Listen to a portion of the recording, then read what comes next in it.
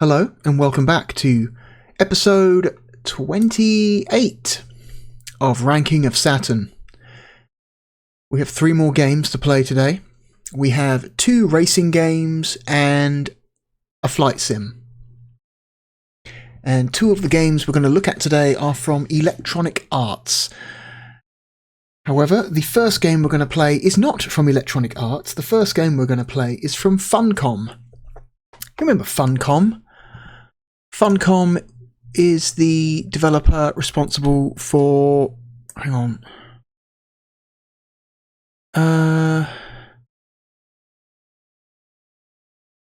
The Age of Conan MMO. The Secret World MMO and the relatively... well, actually, no, the yet to be launched Dune Awakening MMO. So they're kind of mostly an MMO company these days. But they had very humble beginnings. They started off as a developer of some very questionable action platformers. And the game that we're going to look at today, made by them, is, if I can find the switch, there it is, Impact Racing. Do you remember back in the video when we were playing Alone in the Dark, Jack is Back? And I had that little side tangent where I was talking about the rarity of full colour disc art. And I mentioned that, as far as I knew, there were only 3 games released for the Sega Saturn in Europe with full colour disc art. One is Alone in the Dark, Jack is Back, one is Sonic R, and the other one I couldn't remember. Well, I figured out what that game was. That game is Impact Racing. So, whoops. Impact Racing, one of the very, very few games to have full colour disc art. Also, quick side note, this game maybe has the thinnest manual I have ever seen. This is a leaflet of a manual. This is like, if you include both covers, this manual is 19 pages, and it accounts for how many languages? Okay. 1, 2, 3.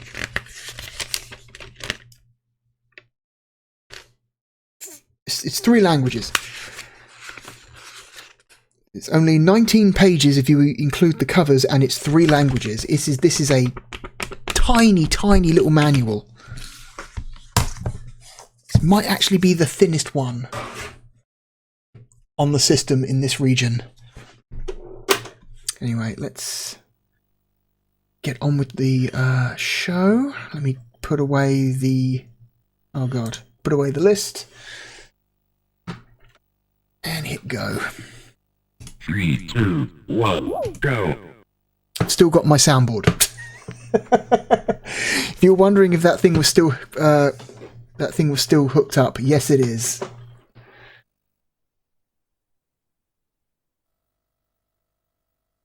Funcom Dublin, so this was their Irish studio.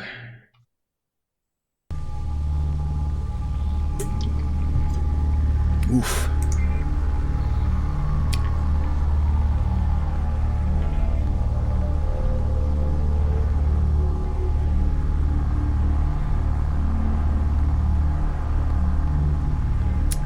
I'm not sure about this video codec they're using for this intro sequence.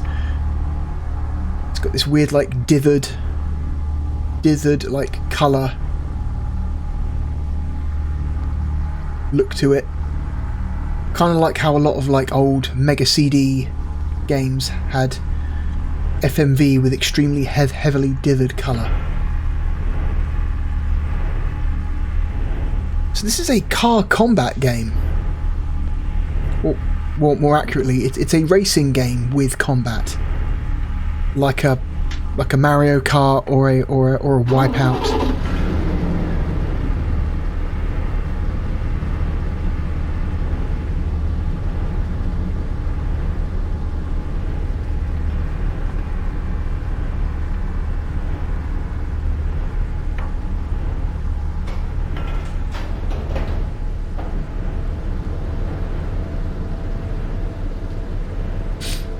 to say this game was an exclusive. I don't think this game came out on anything else. We've got the thumping Wipeout style soundtrack.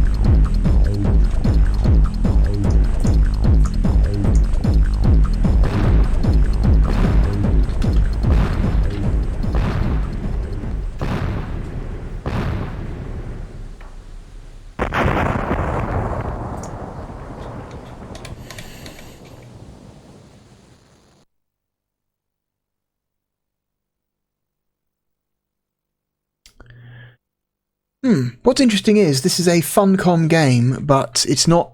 Doesn't appear on Funcom's Wikipedia page. So hang on, let me just do another search. Does Funcom Dublin have a separate Wikipedia page?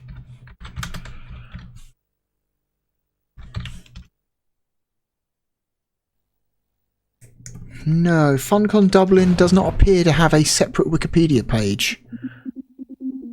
Hang on.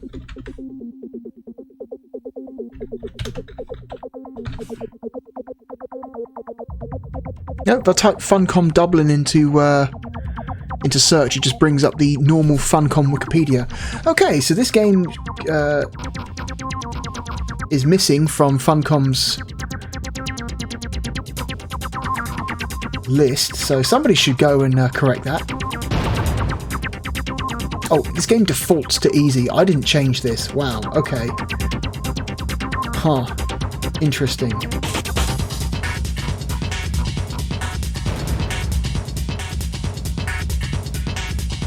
Let's see. B to accelerate. The right shoulder button is laser. A is missile. C is heat seeker. Left shoulder button is to drop mines, so you can hold multiple weapons at the same time. Firewall, smart bomb, and change camera or view switch. Okay, we are dedicating 4 face buttons and both shoulders to just weapons. So this is a very combat heavy game.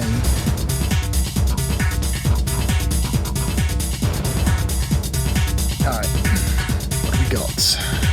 Payload armor. Top speed 230. I like this presentation of the car select screen. This is kind of nice looking. I'll give it that.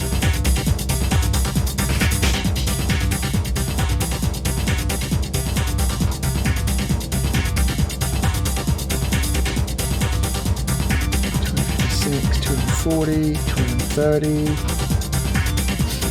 $220. 280. So I'm guessing there is a trade-off here.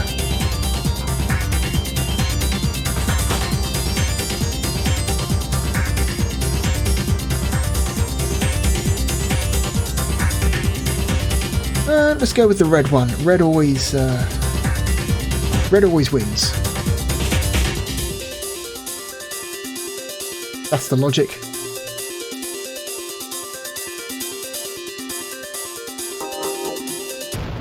Okay.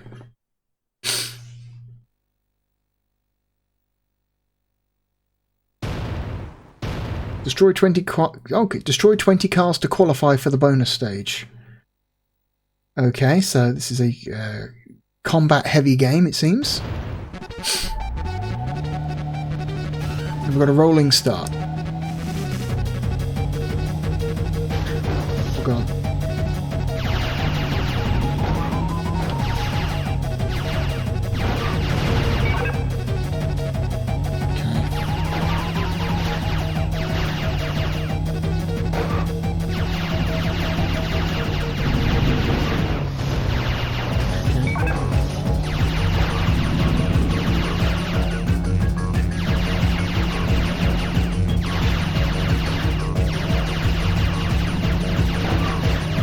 Wondering just how much I should be focusing on shooting versus actually racing. Okay, there's another one.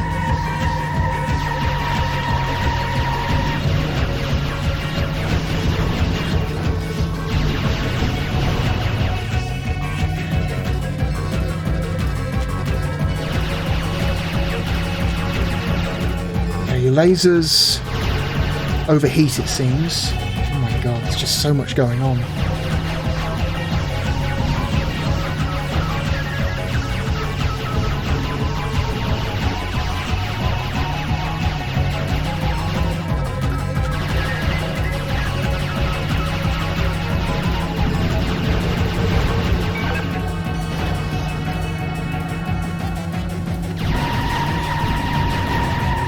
Seems like you're picking up upgrades for your armor. Specifically just front armor?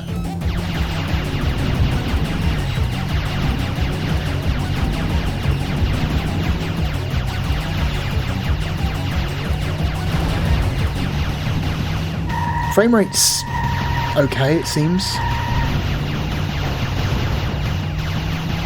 Seems quite stable. Ooh. I like the use of a top-down radar. 5, 4, 3.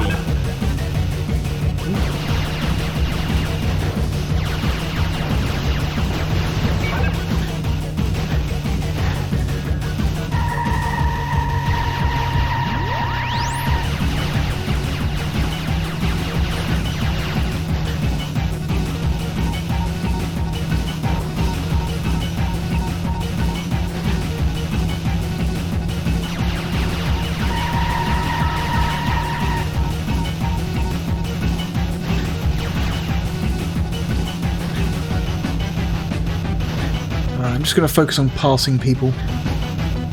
Although I can't actually... I'm looking at the HUD and I can't really see like a position counter. I see a time and a lap number. Final lap. Other than that, I see a kill count. It says I've got 6 kills left to get to the bonus stage. Other than that, not much in the way of keeping track of your position.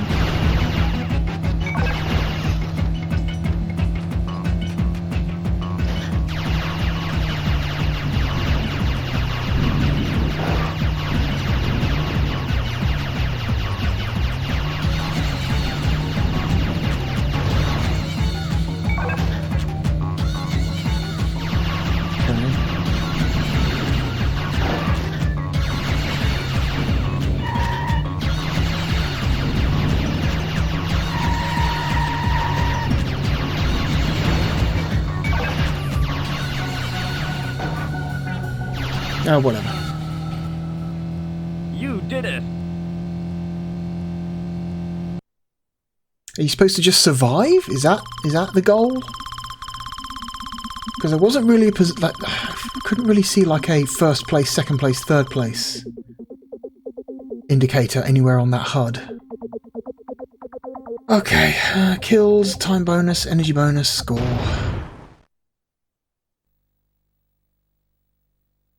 Alright. Destroy 1 card, qualify for the... Okay, so your kill count carries over between levels, it seems.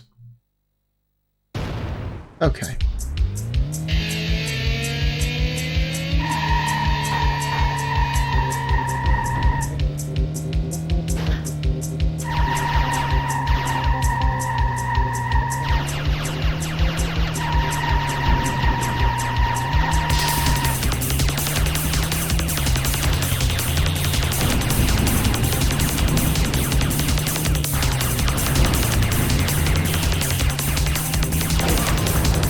Both of those guys.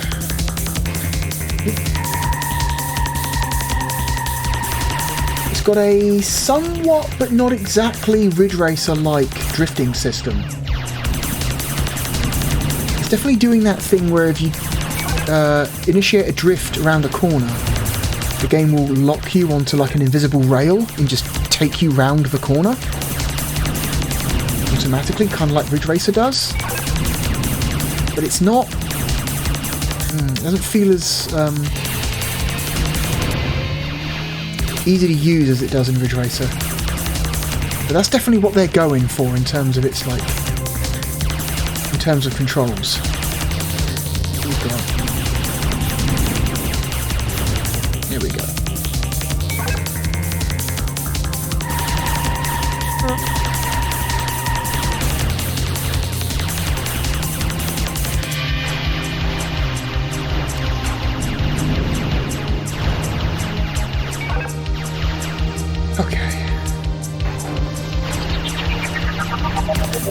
shoot the mines as they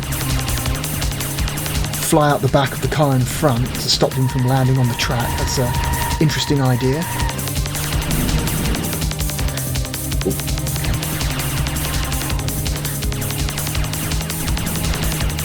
Outside the car view here.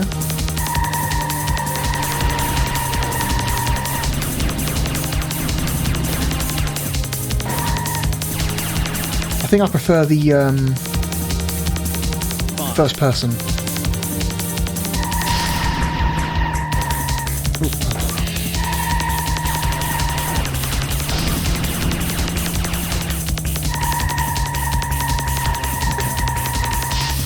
I need to pick up some front armor because I'm feeling a little bit delicate right now.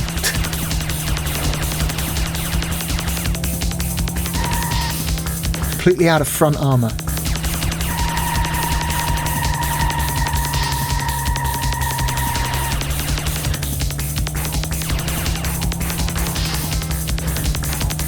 You can see on the map on the top right, I'm dropping mines behind me.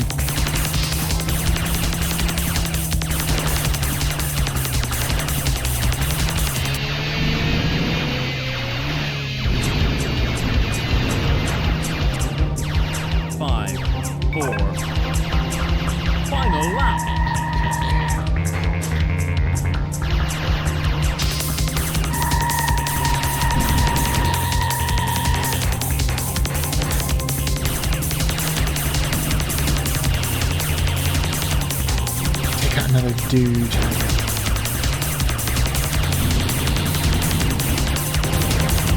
Okay.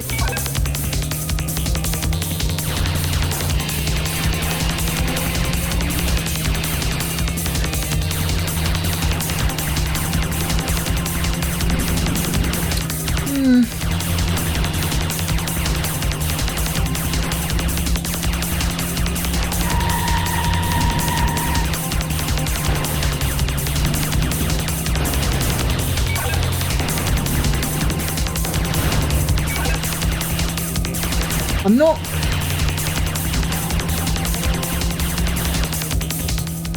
totally sold on this idea. Is it if we're not racing for position, are we really racing? Is this really just a survival challenge? Are we just racing 4 laps around a track in the time and staying alive?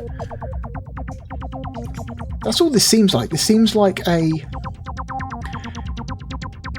survival slash time trial. It's a survival time trial is what this seems like. You're not actually racing because there is no position.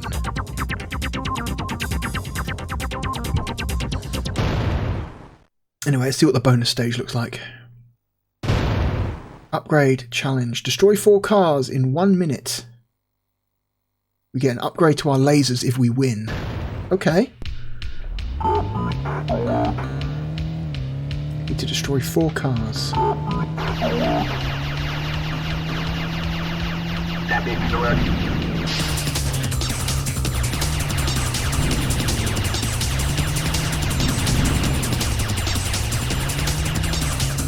my god. My lasers keep flying over the top of the cars in front. That's really annoying.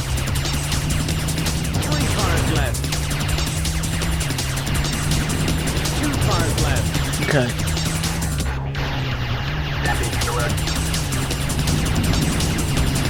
Only 1 car to go. No! Just stay in front of me, you bitch! There's no actual brake, I've noticed that. You've got accelerate but no brakes. You can't slow down to make sure a guy doesn't, like, 3, 2, 1. fall behind you. Anyway. I did it. I destroyed the 4 cars. And I got bonus. I got upgraded,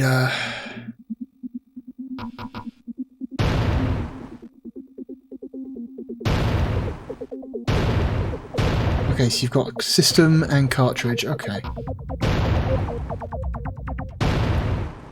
Okay, so I managed to upgrade my lasers. That's interesting that they lock weapon upgrades behind behind bonus levels. And it's really funny to me that this this preview image of the track we're about to race is very clearly texture filtered when this game has no texture filtering, and I don't think this game came out on any other system. So no, I don't believe any other. There is no version of this game that has texture filtering, as far as I can tell. Also, we're in space now. That was a quick escalation. Oh yeah, look at my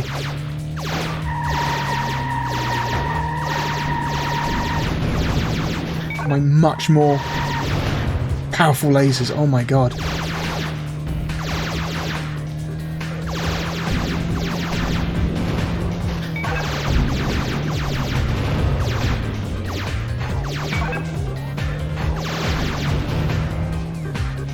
Just destroying cars. Oh my god.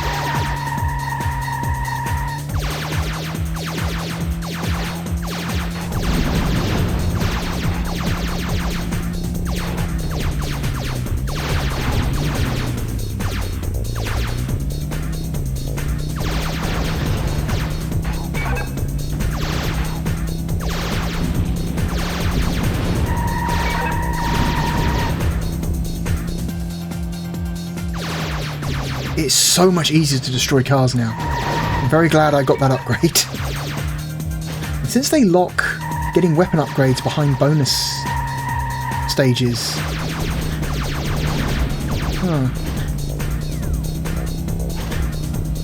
guess it's very important that you need to make sure that you are getting your kills in.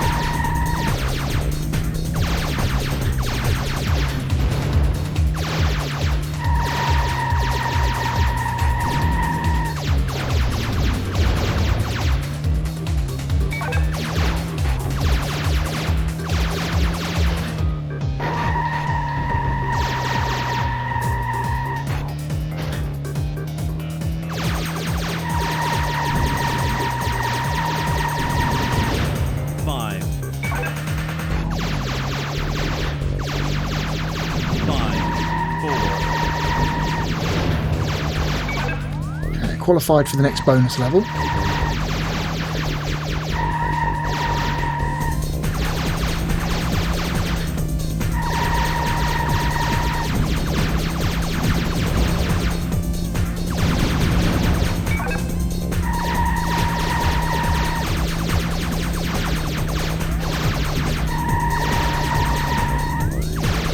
It's a bit annoying how my shots keep flying over the top of the cars in front. That is a little frustrating. Seems like a... Oh my god, you stop dropping mines.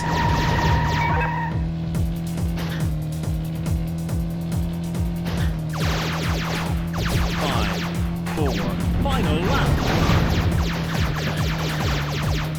I have to imagine that there is no finite number of cars in the race. I have to imagine that cars just keep getting spawned as you destroy them.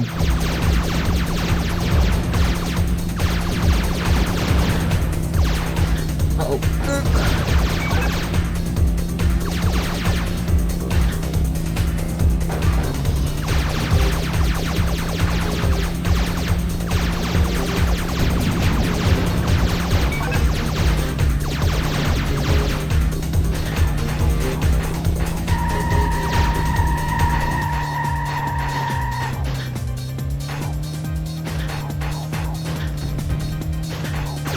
5, 4, 3. Alright. You did it. Okay.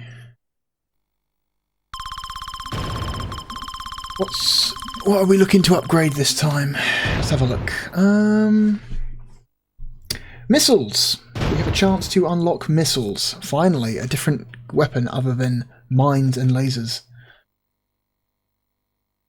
Impact warhead. Okay.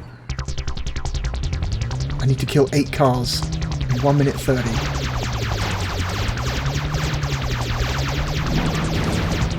One. This soundtrack's pretty ridiculous. Not bad, but a little bit ridiculous.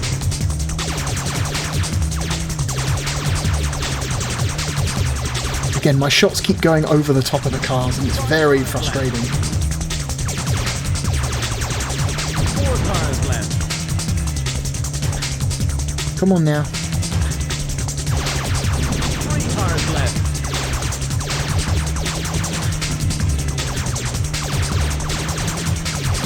2 cars left.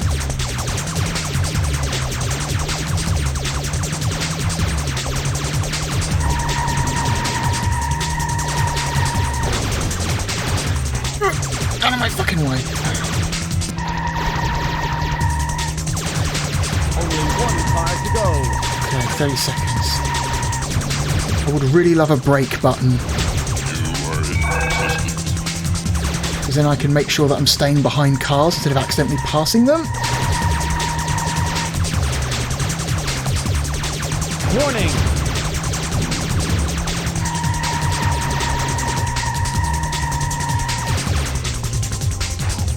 5, 4, 3, 2,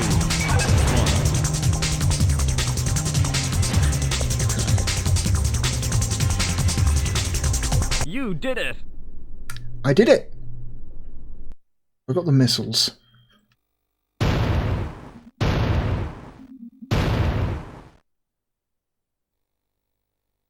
Okay, now we're not in space anymore, now we're back on Earth. Destroy 47 cars to qualify for the bonus stage. Wow, okay.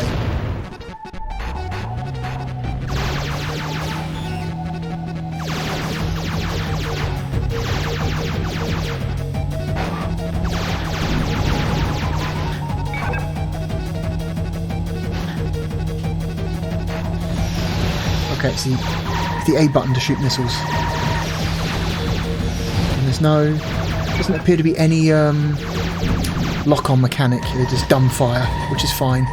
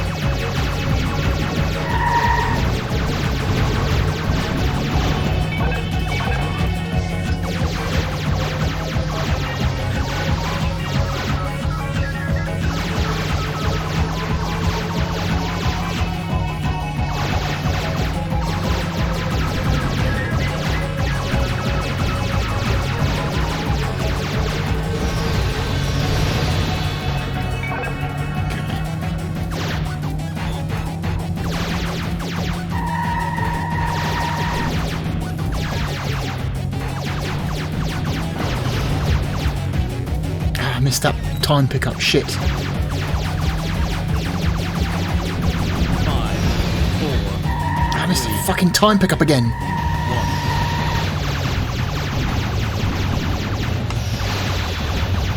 Damn it. Time out. Okay, so they do not give you enough time to finish the race.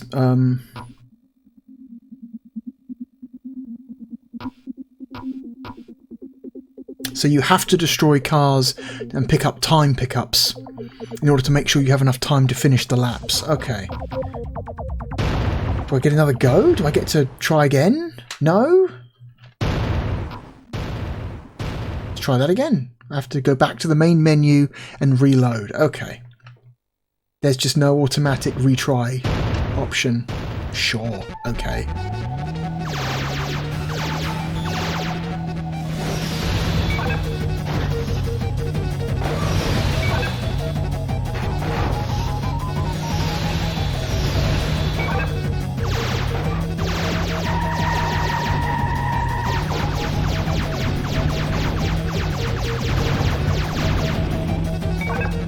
Really got to make sure you pick up those time drops.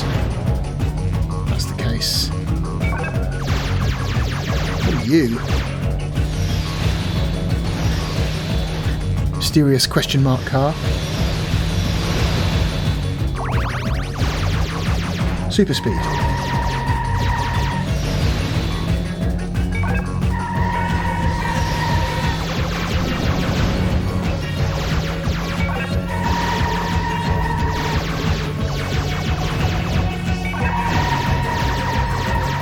Yeah, this super speed power-up is very distracting.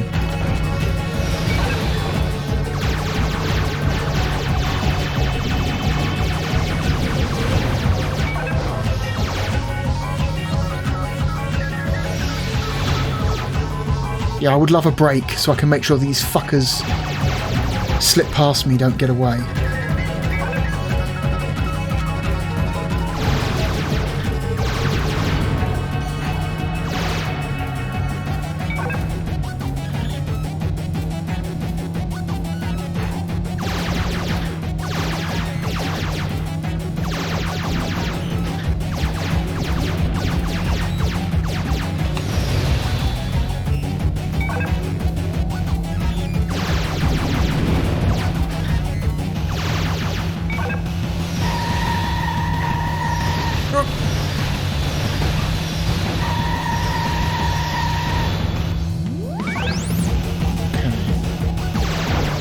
Takes about a minute to finish a lap.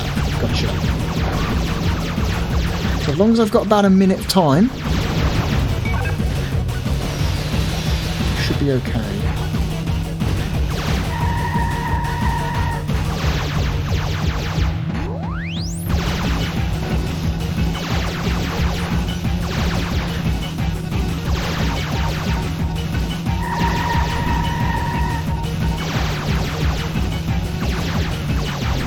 Behind me again. Shit.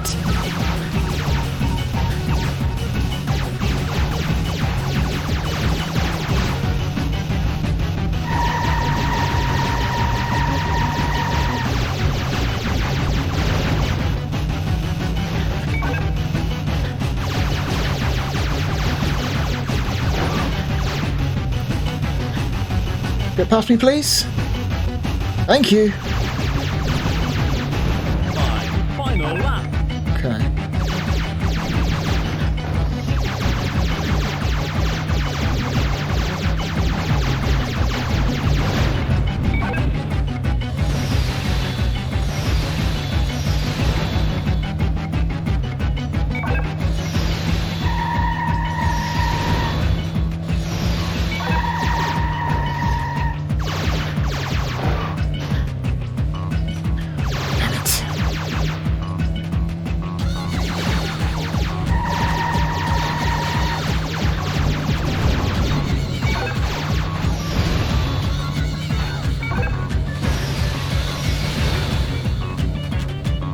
I would love one of you to drop a time pickup, please. That would be really nice. There.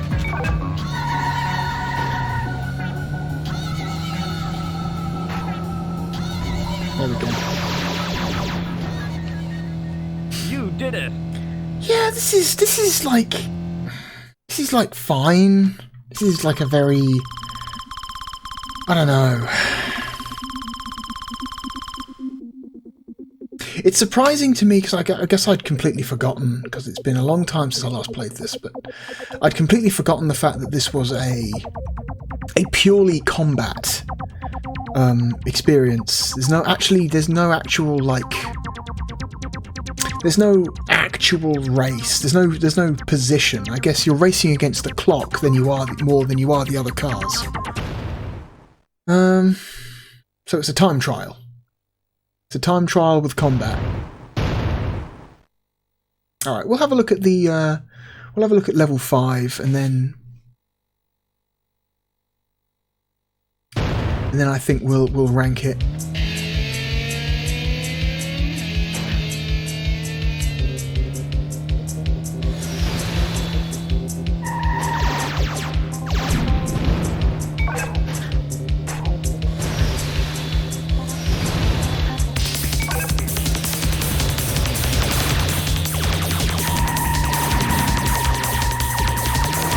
Whoa. Just with the fire.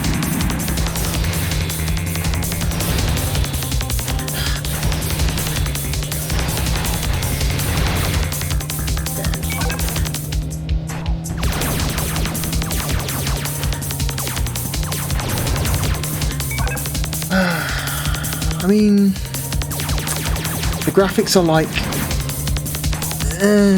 incredibly like mediocre standards of the time. 3, 2.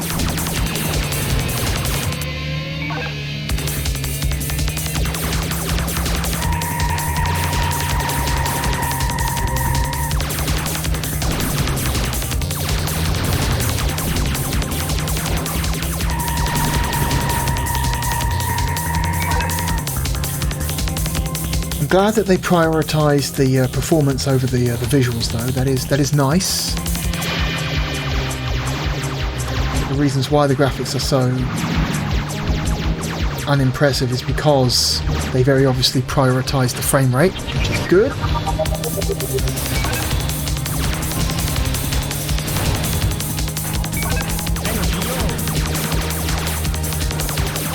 Just me, or do the other cars drop mines way more frequently now, like non-stop?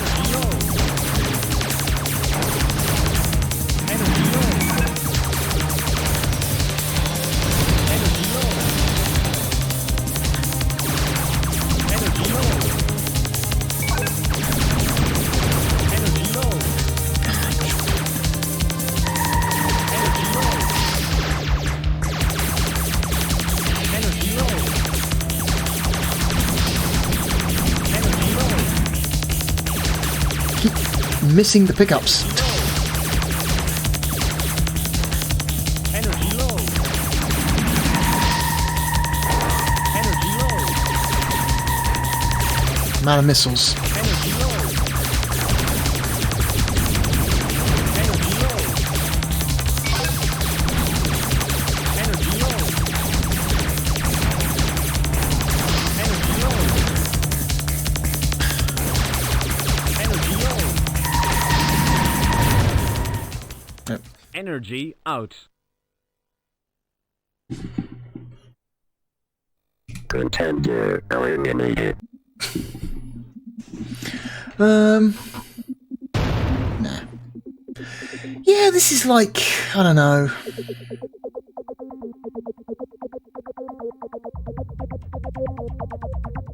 You can clearly tell, like, when they were coming up with this, they sat down and thought, what if we made Ridge Racer, but with guns? But with weapons? And then they ended up making Impact Racing, which is actually not that much like Ridge Racer at all. With the sole exception of, like, the drift mechanic.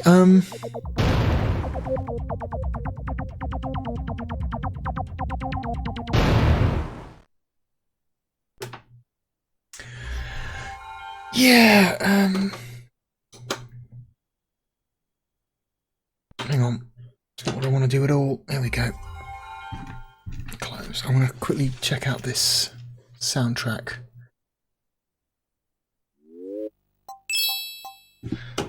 Okay. How many tracks are on the disc?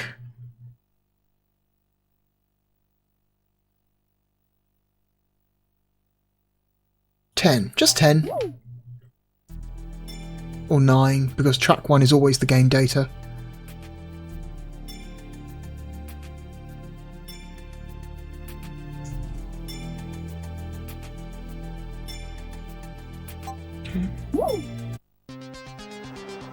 The future does not exist.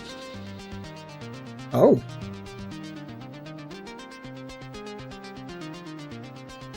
Tell me more, strange man.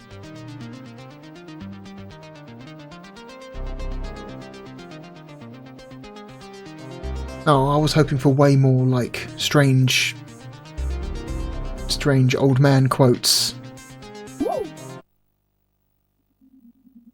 Track 4 is...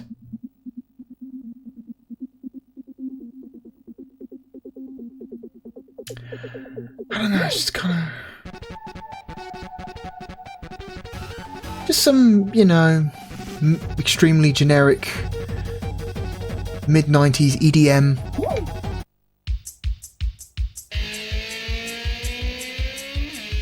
This is no Wipeout soundtrack, that's for damn sure.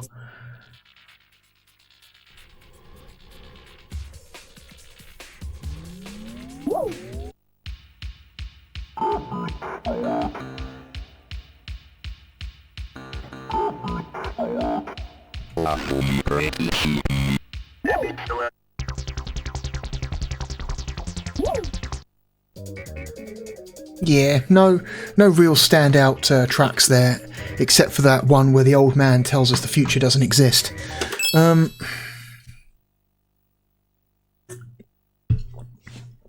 Yeah, Impact Racing.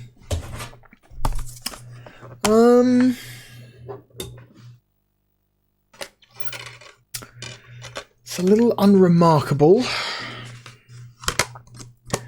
other than the fact that it runs relatively smoothly, which is what you want more than anything in a racing game, is good performance. So the game is not a looker, but if that was the price to make it run well, then they made the right choice. Where are we going to put it? Let's start in the middle. Start around 40. Here we go.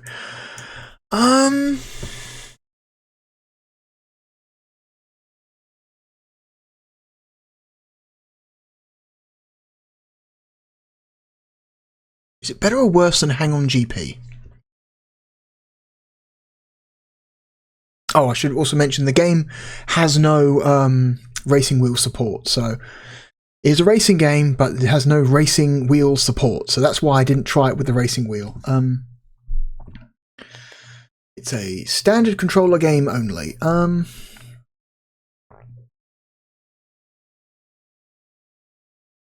Have we kind of already just kind of landed smack bang on where it actually belongs by sheer chance? Okay, let's double check this.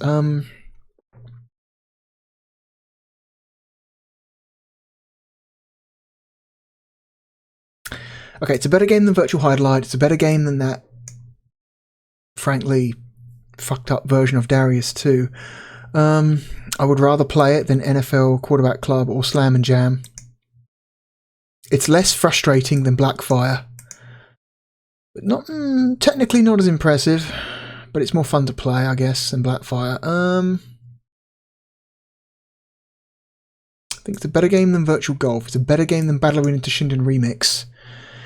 I like it more than Frank Thomas Big Hurt Baseball. Better than Loaded. It's a more entertaining gameplay experience than Kenji Ino's D. I would rather play it than NBA Jam Tournament Edition. I would rather play it than World Series Baseball.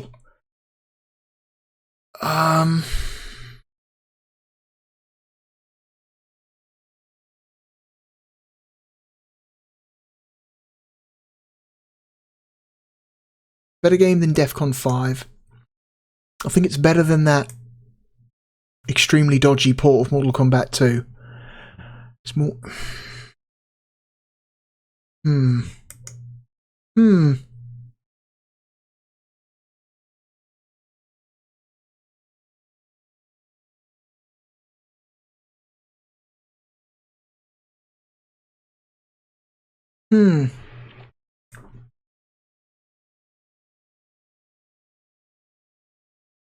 Yeah, we're kind of in the area. We kind of landed smack bang in the area. Hang On GP96 is a better game. Gen War is a better game. Baku Baku Animal World Zookeeper Contest is, I think, a better game.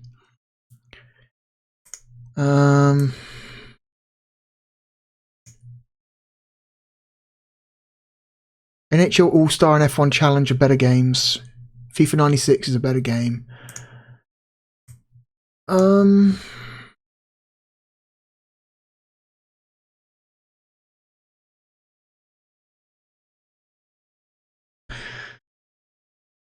As weird as it is, Time Warner Interactive's Virtua Racing is a more satisfying racing game. Because it's an actual racing game. You're actually, like, you know, racing for position. I think True Pinball is better. Myst is better. The Mansion Hidden Souls is better. I would take a Virtual Open Tennis over Impact Racing.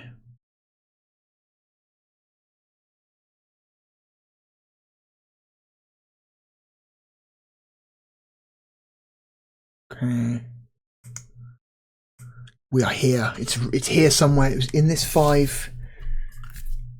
Somewhere within these five games. I think Victory Boxing is a better game.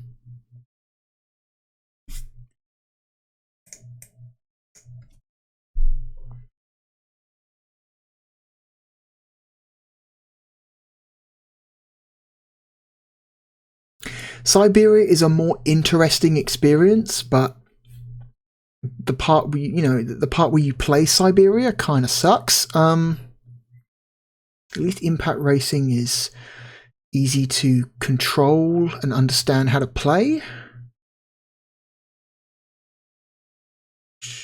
I guess puts it higher on this list than Siberia.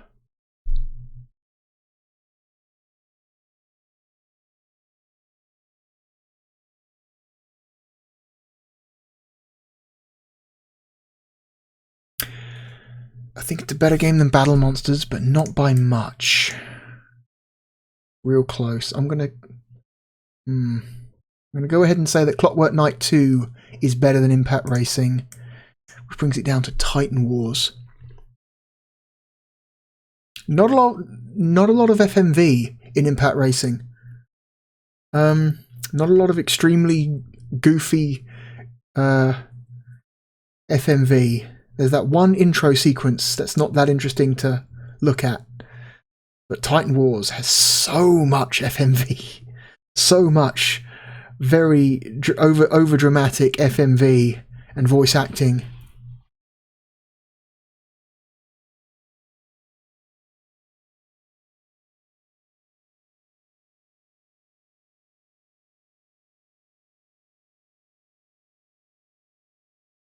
Yeah. It's going here.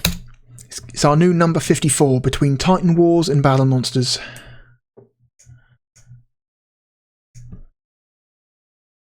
Whoops, wrong window. Alright. Congratulations to Impact Racing, a top 60 Sega Saturn game. It's not bad, but it's also somewhat underwhelming. It's fine. It's fine. It's fine. It's fine. Okay, cover art. Let's change the cover art for our next game. This is the first of our 2 EA games this video. Whoops. There it is. Okay. And the next game we are going to play is a classic. It is the first game in a long-running franchise that, frankly, some people might say EA should have killed years ago, but they insist on making more of them for some reason. And that game is Road and Track presents The Need for Speed.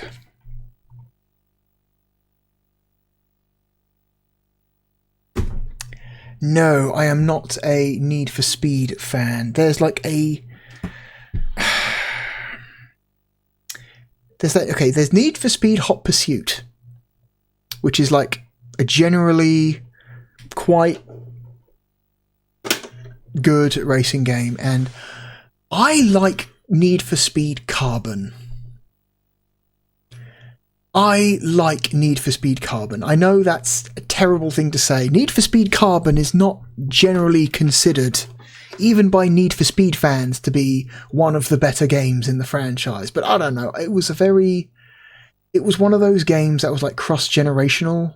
That came out on everything. Need for Speed Carbon came out on like PS2, GameCube, Xbox 360, PS3, PC. It came out on everything. And it was one of those very early like 360 games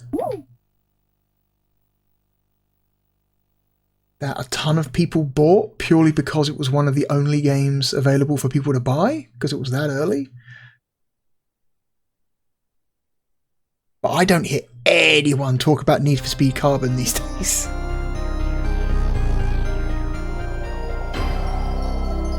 Electronic Arts Canada.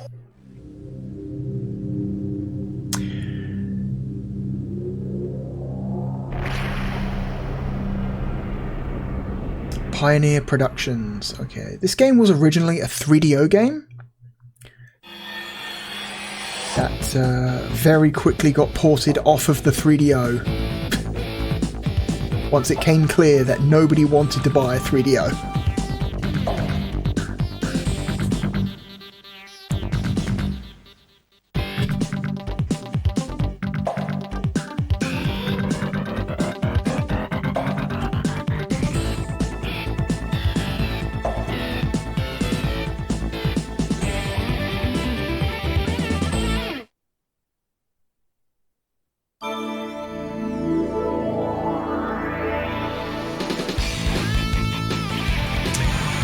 This intro just goes, huh?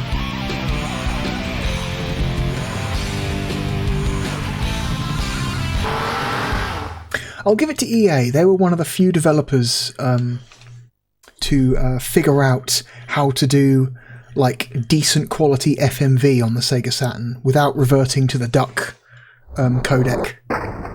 Most non-EA Sports EA games have surprisingly good quality FMV. Here we go.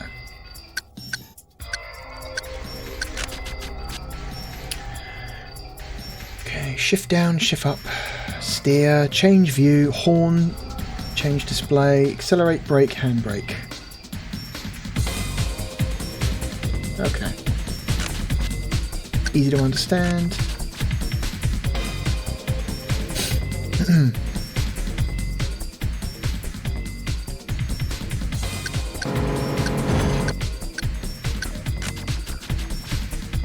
Wait, narration.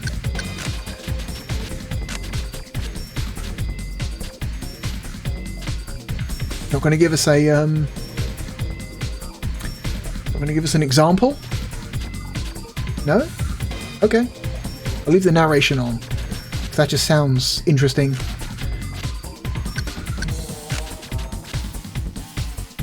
Time trial, head-to-head, single race tournament. Let's try time trial for now. Let's see, we have City, Coastal, Alpine, Rusty Springs, Autumn Valley, Vertigo Ridge. Okay, so it's a combination of circuit and point-to-point.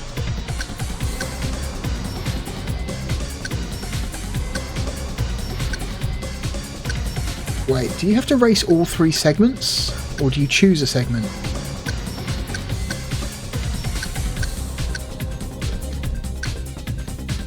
Oh.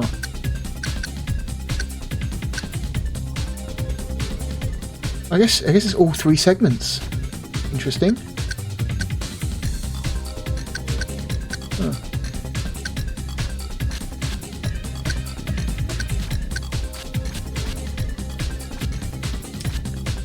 Since it was the default one, let's go with City. Midday, evening, morning, midday. Okay, midday, whatever. What do we got? Toyota Supra, Acura NSX, Mazda RX, Porsche 911, Dodge Viper, Corvette, Lamborghini, Ferrari, Toyota.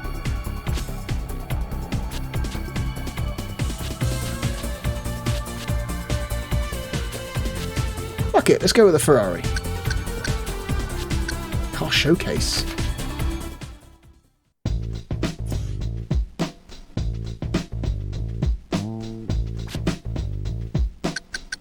What? General. Oh, a little bit of history on the car, okay. Italian style, beauty, speed, comfort, exclusivity. The Ferrari 512 TR has it in droves. Able to play the roles of high-speed grand tourer or sports car equally well, this Ferrari is not at all nervous or high-strung. Its 421 horsepower flat 12 is the epitome of tractability. And one look at those huge body-side ducts lined with the strakes that have graced the Testarossa since 1984 make its mid-engine configuration readily apparent.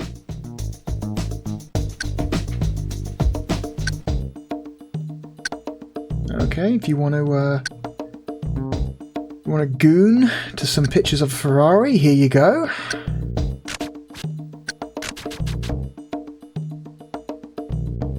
Despite being 55 pounds heavier than its predecessor, the 512TR's additional 41 horsepower get it to 60 miles per hour, a whopping 1.5 seconds quicker.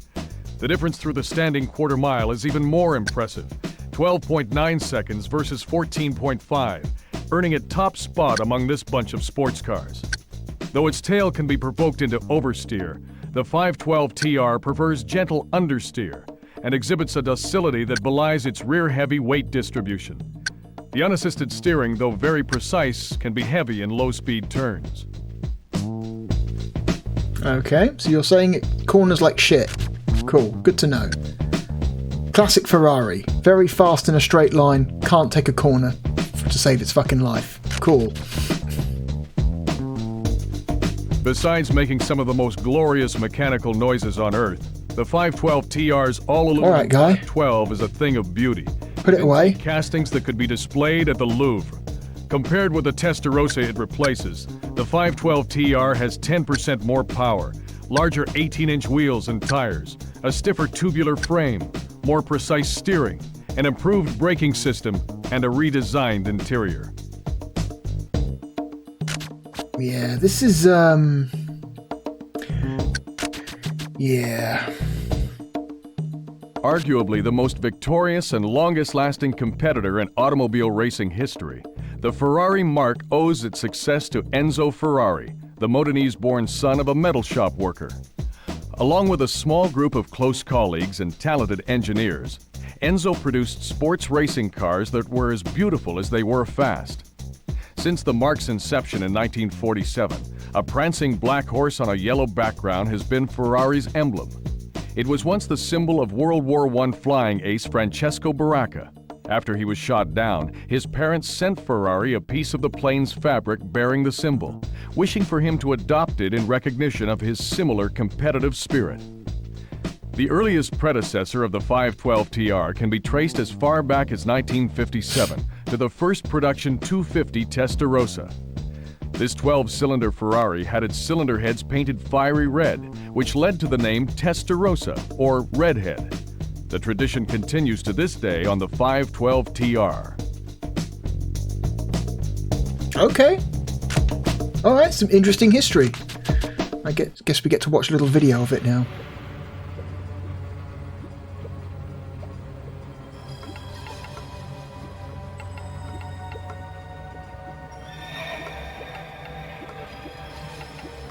Yeah, you definitely get the sense that this game, Need for Speed, catered to the sorts of people that these days a Forza Motorsport or a Gran Turismo caters to. Some mainstream car nerds. I've never been a huge car guy. I like looking at cars. I like looking at them. I would never want to own anything like this, because that would horrify me, to put that much money into a vehicle that could easily get damaged or hit something, or someone hits you, or oh my god. I would stress out. I would be in a constant state of stress if I was to ever buy something like that, because I'd be like, oh my god, what if something damages it? What if I hit something? What if something hits me? Oh, Jesus Christ. I just don't need that stress in my life. Nah, man, I'm happy to look at sports cars. Happy to look at sports cars. But, am I interested in buying or driving them? Fuck no. Alright, let's actually drive this thing.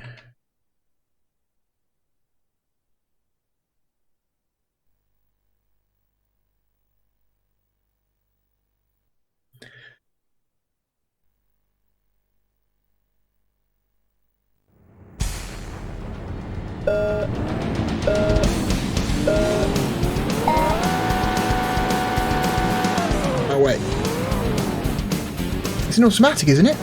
Oh. I swear I set it to automatic. Why is it manual? Oh no.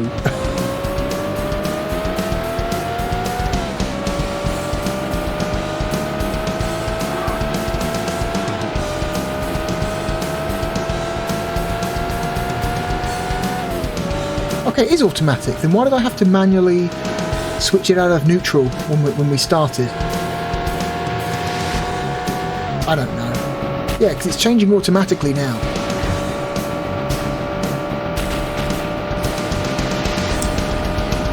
Okay, the frame rate is perfectly fine. The environment is more detailed than it was in. I feel like there's like a significant amount more detail in the surrounding environment than there was in Impact Racing.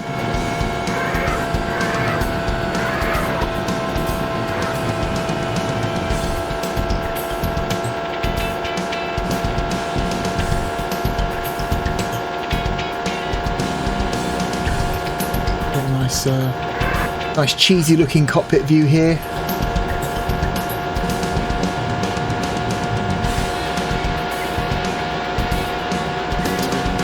Boy, this track really is just a one big long straight line, isn't it?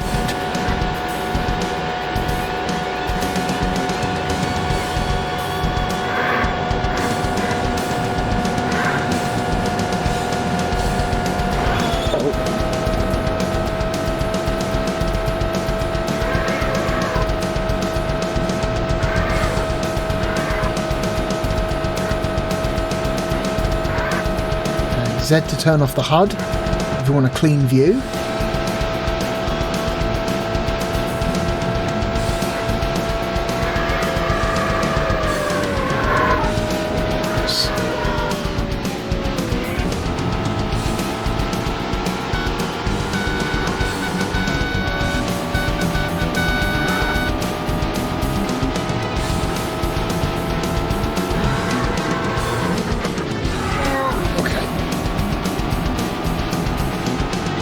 Ferrari, so it turns like shit. Gotcha.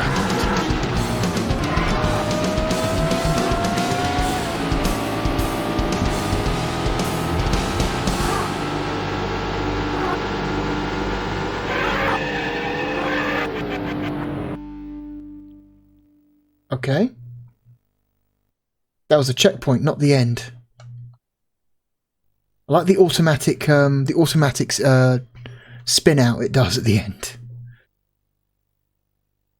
Completely unprompted. Segment 1, okay. Do I get to play segment 2? Continue. Okay.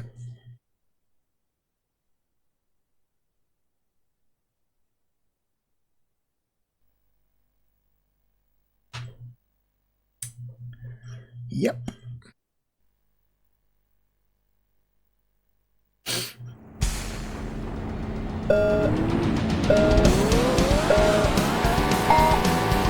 Yeah, you have to manually switch it out of neutral at the start, even if the car is set to automatic.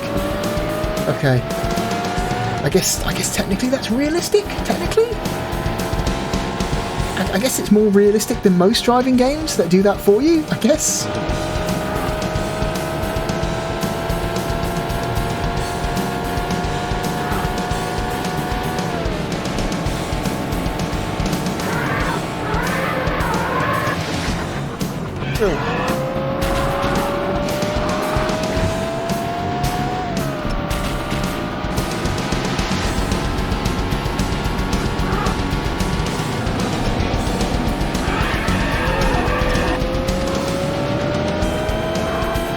A little bit of a handbrake turn there.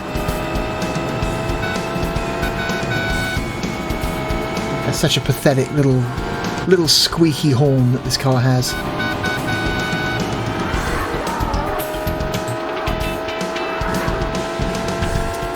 I've got to say, the car model itself does leave something to be desired. That's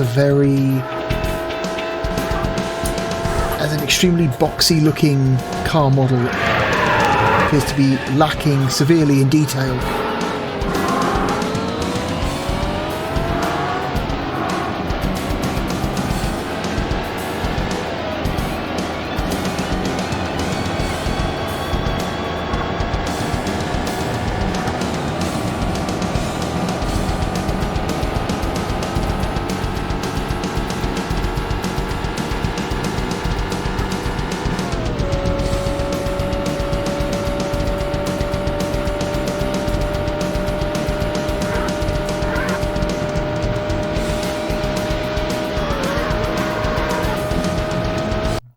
Tell you what, yeah, I get it. Okay,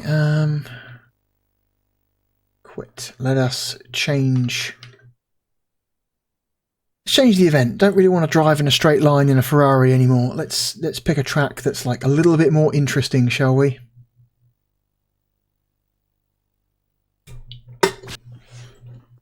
Also, while we're at it, let's change controllers.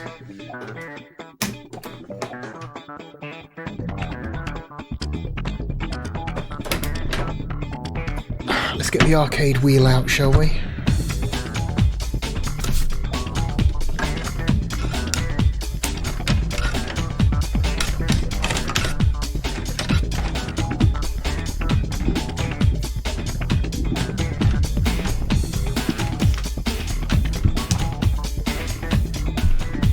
Oh, damn it.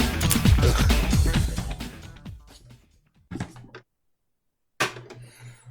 Okay.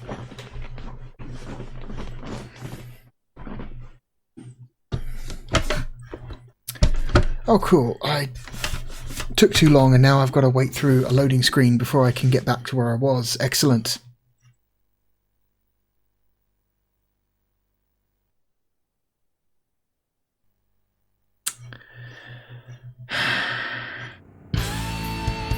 Hang on, let's get a little preview of what two-player looks like first, shall we?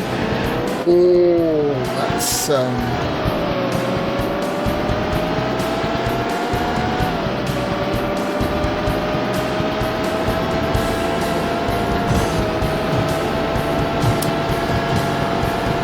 that performance doesn't look as smooth as it did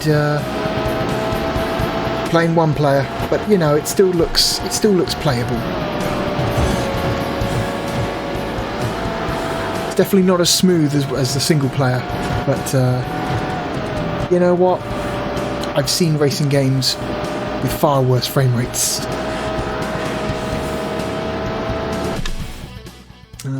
Okay.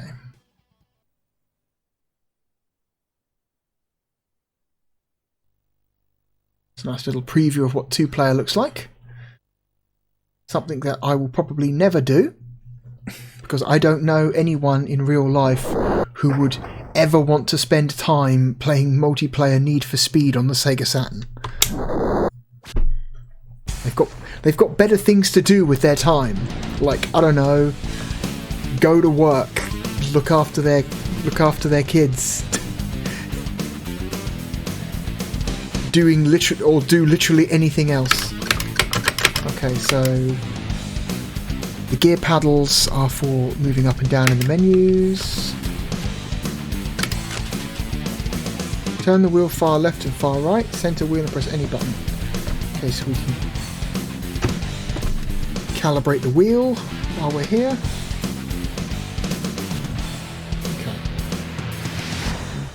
Display, horn, change view, accelerate, brake, handbrake. Shift down, shift up. Cool.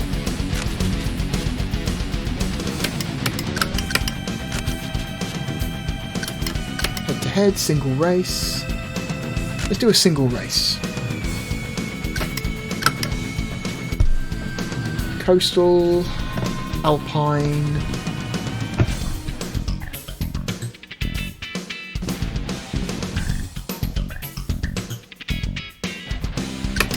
Let's try Alpine in the evening.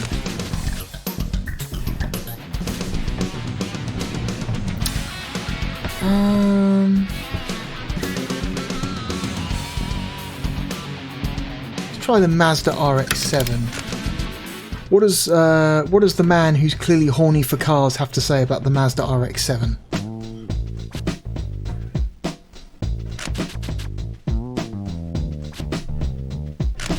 Oh, left and right changes cast. Okay. General. Lightweight, powerful, and shapely, the RX-7 is a driver's car that's also a treat for the eyes.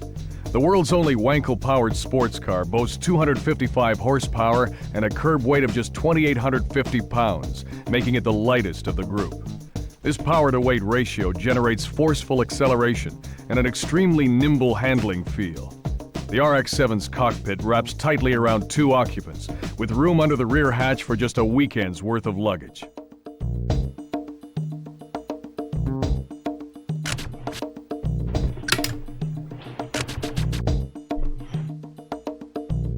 Wheel hop off the line hinders drag strip starts, but once underway, the RX-7 is explosively fast. The transition from primary to secondary turbo operation is hardly noticeable. Handling is extremely responsive, and with 0.94 G of lateral grip and only slight body roll, the RX-7 is second only to the Viper in its race car-like feel. Stopping is equally impressive, with 11.6-inch rotors front and rear, although this ABS-assisted sports car doesn't quite achieve the braking brilliance of the NSX or Porsche. All right, buddy. Let's watch the video.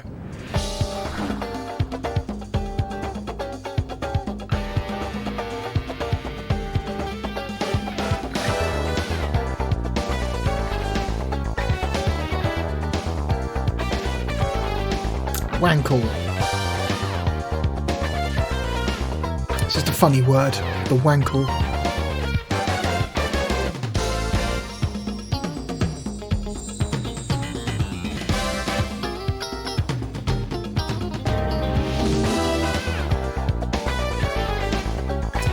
Yeah, that sure is a montage of shots of a car driving down a road.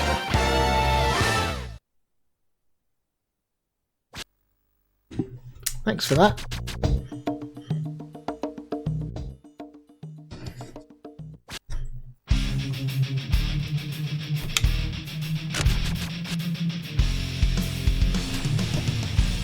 Right, who are we going to race against? A Toyota, Acura, another Mazda, a Porsche 911, a Dodge Viper, a Corvette, a Lamborghini, the pack.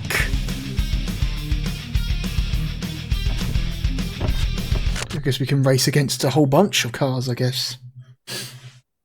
How is that going to affect performance? Do we have to render more than 2 cars on screen?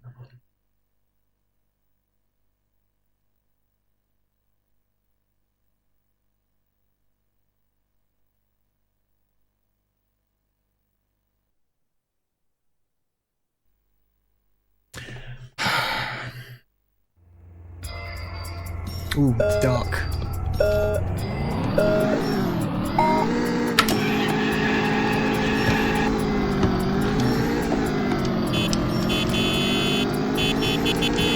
Slightly better sounding horn.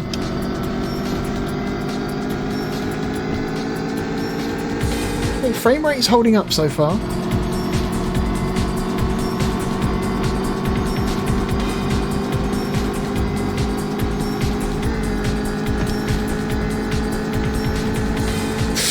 Ooh, it's getting a little bit choppy in spots though, I noticed that.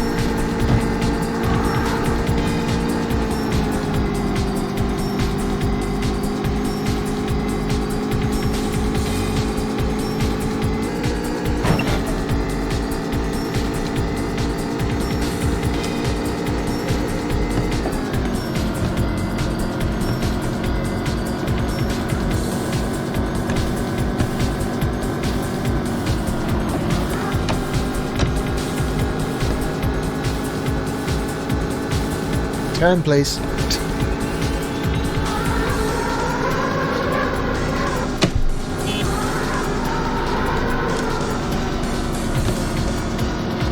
Okay, controlling is fine.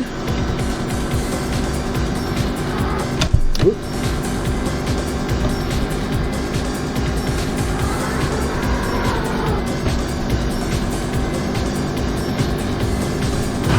Oop.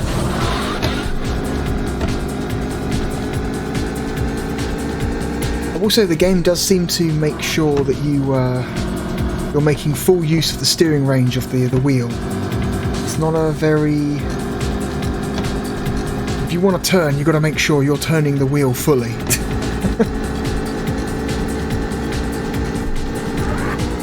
Hold on.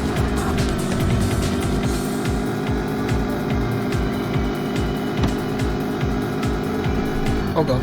Oh, visible walls.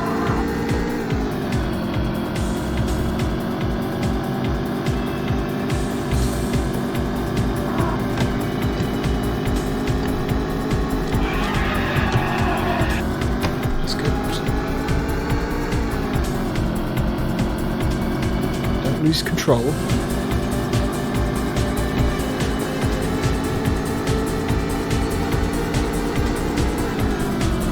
1.8 miles to go.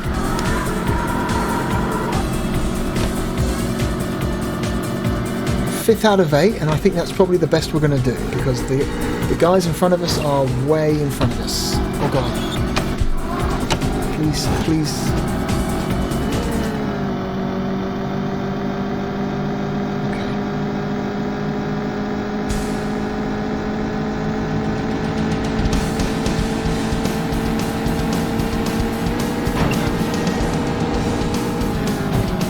Clipping, clipping, clipping.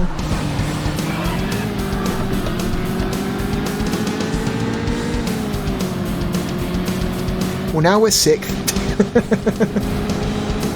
Okay, Jesus Christ. I'm going as fast as I can, damn it. These guys are just passing me like I'm...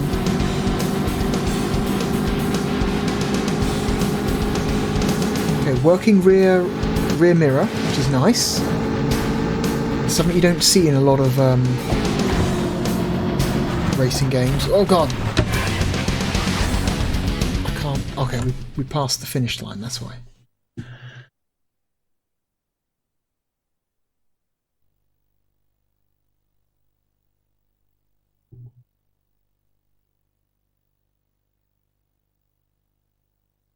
Would be nice if you could, I don't know, select an individual segment and not have to race all 3 segments. Quit. Unplay.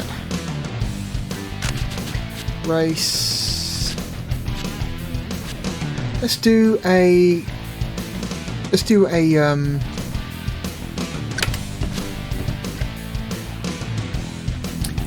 track. Evening, midday, morning.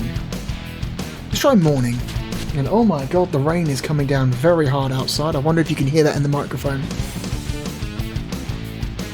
It is hammering against my window. Ferrari, Lamborghini, ugh. This guy's going to get really horny for a Lamborghini, isn't he? Oh, Jesus Christ. We have to do it. We have to listen to this man talk in a very uncomfortable way about a car. Hang on. Here we go. A direct descendant of the sharp-edged Countach that practically coined the term exotic, the Lamborghini Diablo retains the mid-mounted 4-cam V12, swing-up doors, and all the excitement of the original in a more rounded, smoothed-over form. Look closely and you'll see slightly larger engine air intakes and brake ducts that are the distinguishing marks of the VT, the all-wheel drive version of the Diablo. Never before has a Lamborghini put its power to the ground so efficiently. Okay, that was a surprisingly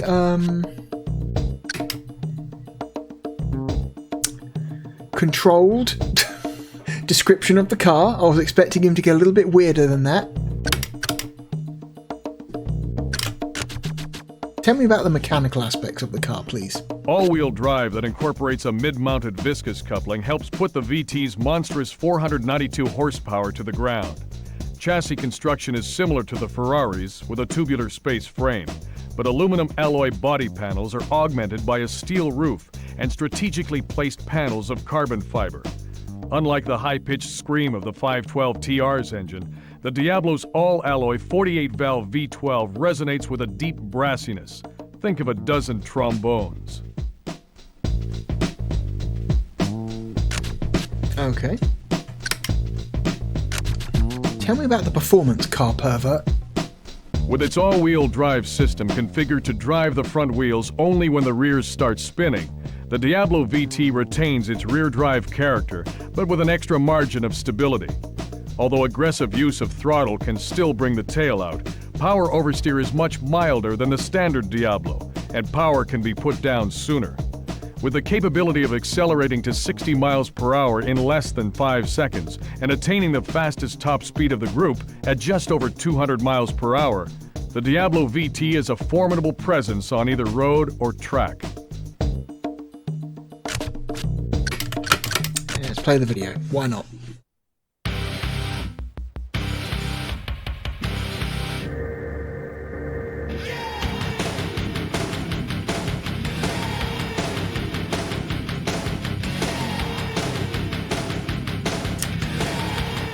Okay, we're getting vertical sync issues. I need to remind people that any vertical sync issues seen in this video are the cause of my capture setup, not the Sega Saturn itself.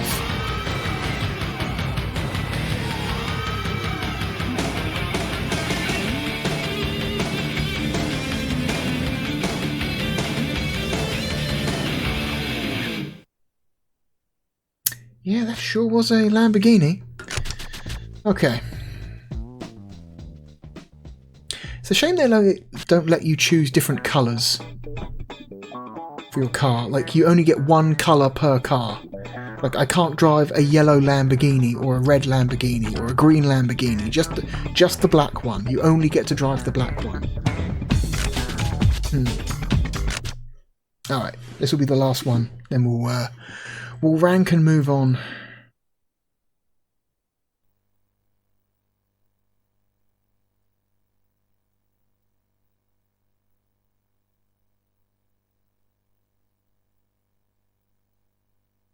These load times sure are something.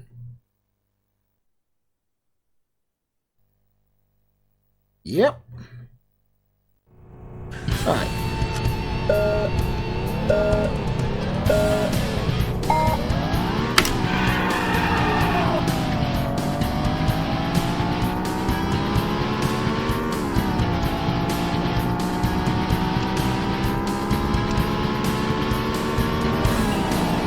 This definitely feels like a game where you should be racing in first person.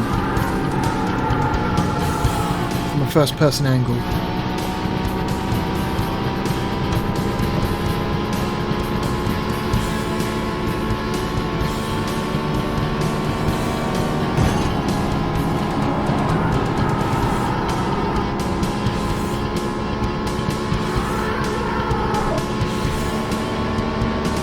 Again, the performance seems to be holding up just fine. Oh god. There's no, like, obvious choppiness or drop in frame rate when there's more than one car on screen, so that's nice to know. Okay.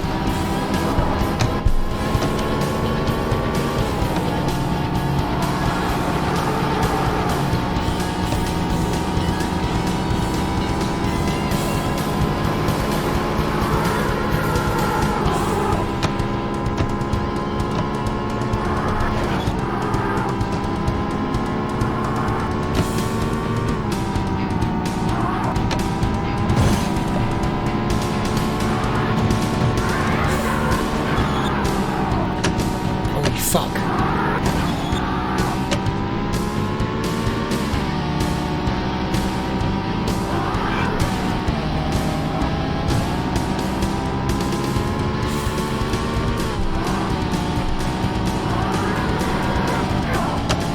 Okay, now the frame rate's getting a bit choppy.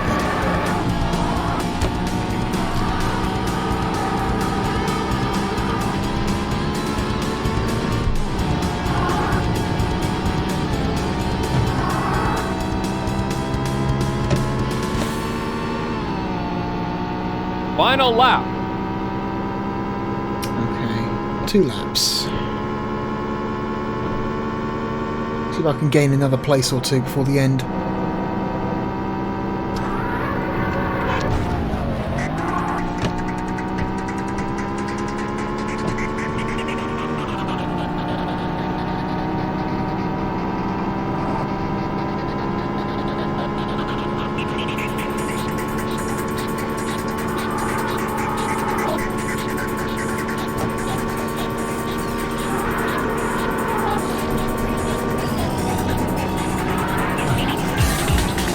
Oh god, turn please, thank you.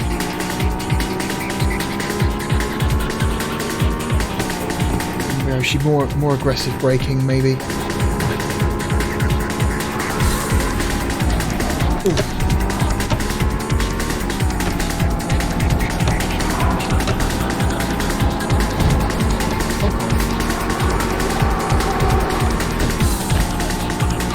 Porsche.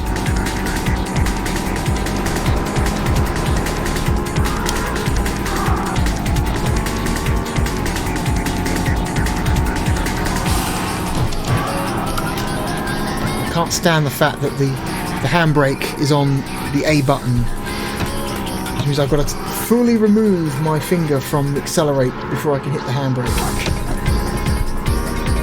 Oh god, left the road.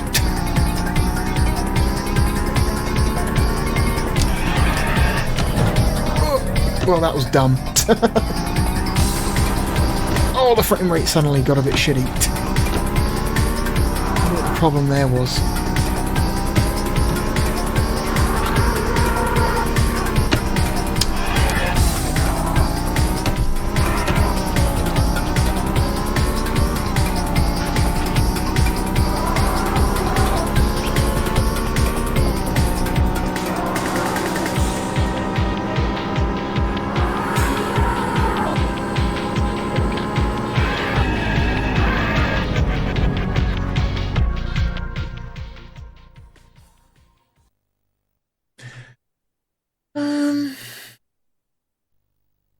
I don't know. Like, the presentation is very nice. It's clearly got a lot of like production value to the visuals, and the menus are extremely slick and look nice, and a lot of time was clearly spent making this. A lot of effort clearly spent making this. But the part where you drive the cars is just not that interesting.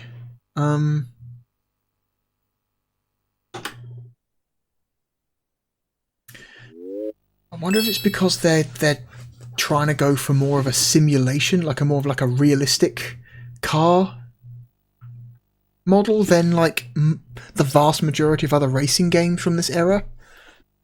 I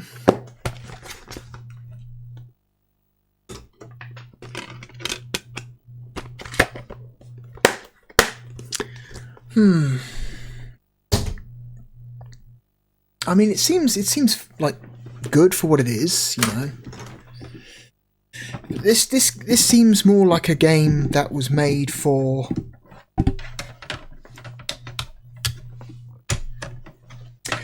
this is less a game intended for like your average teenager than it is a game intended for like someone's dad who is also a car pervert. It's like, are you in your late teens and early 20s and you're really interested in cars? Like to a disturbing degree? Here's Need for Speed.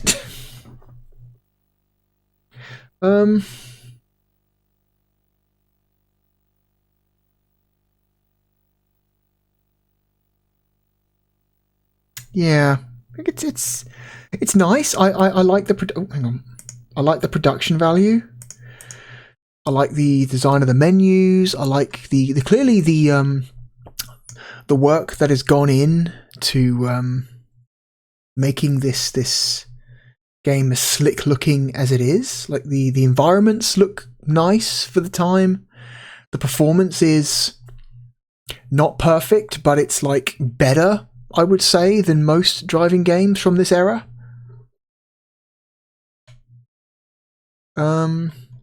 It's just the driving itself is not all that exciting.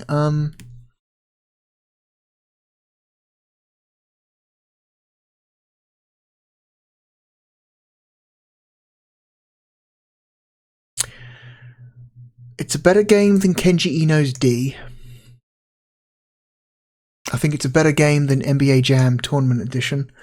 I would rather play it than World Series Baseball. It's a better package than DEFCON 5. It's a better game than Mortal Kombat 2.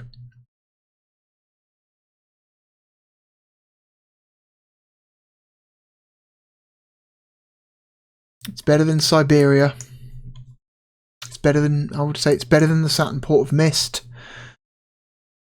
It's better than Virtua Racing, that's for sure. I think it's a more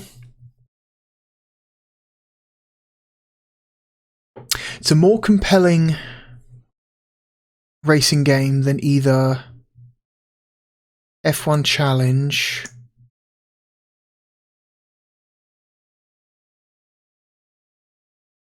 or actually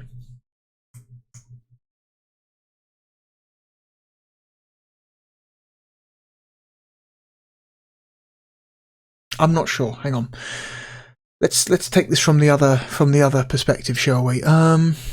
Golden Axe the Duel is better. Mysteria the Realms of Lore is a better game. Hebrake's Papa Ito is I think a better gameplay experience. Wipeout is a racing game, even in its compromised Sega Saturn form. Laura Valley Golf is more entertaining. Virtua Fighter 1, I think, is a more interesting game.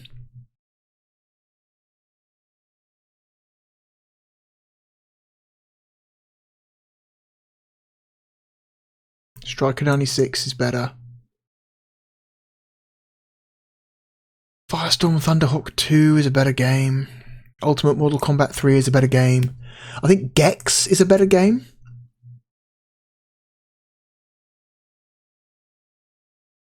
Street Fighter the movie is a better game.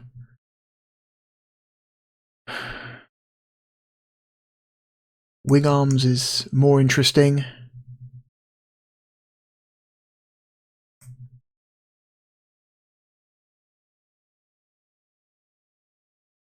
So it's here. It's here. It's somewhere in the high 30s. It's good, but not great.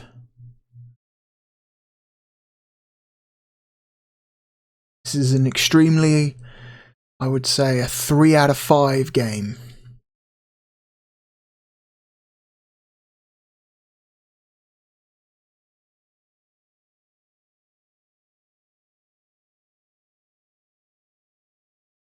I would rather play In the Hunt, even with the terrible frame rate. I would rather play Pebble Beach Golf Links, even with the terrible frame rate. Is it better? Okay, where does it sit among these other two racing games? Hang On GP96 and Cyber Speedway.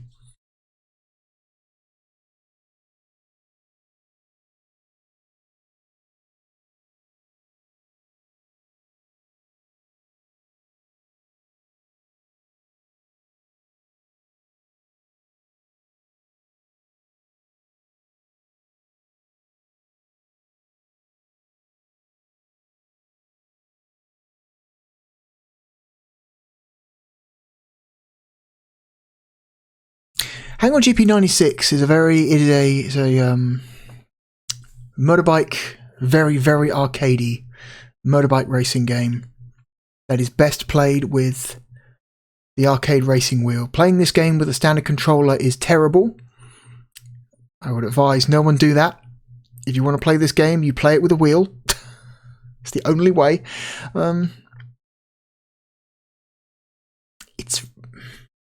It's like, it's okay.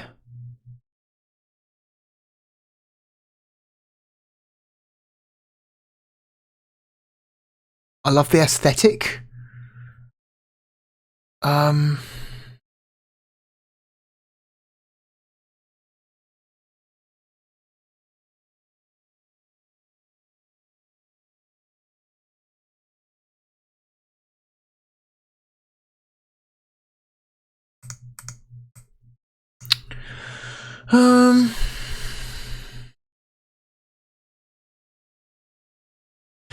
I get the sense, okay, so the thing that Need for Speed is doing is that it is a game that is very much a game designed for people who are extremely into cars. You definitely get that sense. Like you're not buying Need for Speed because you want an extremely like entertaining, you know,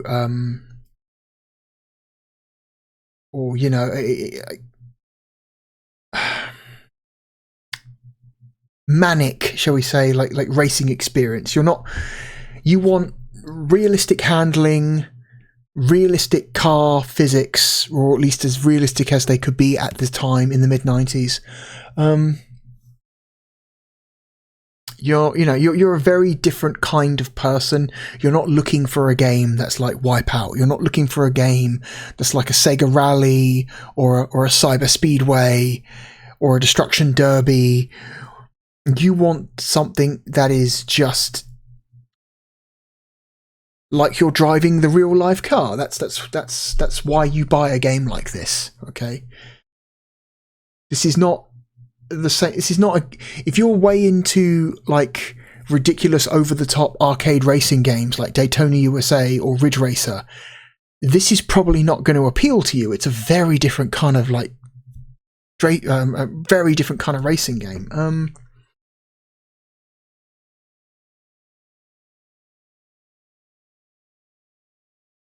And I'd rather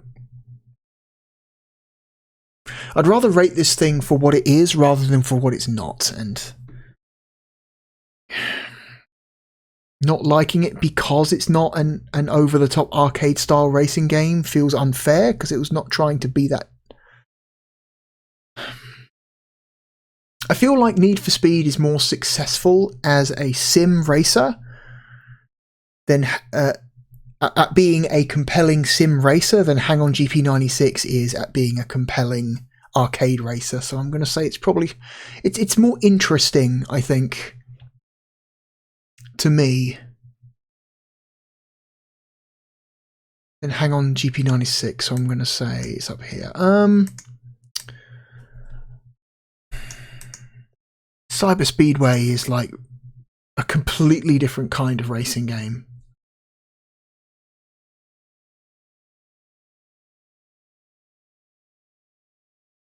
Like, it's as arcadey as you can get.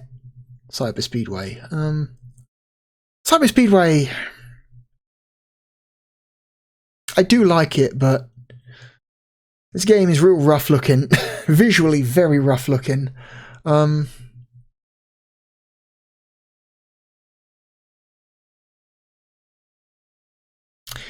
not just the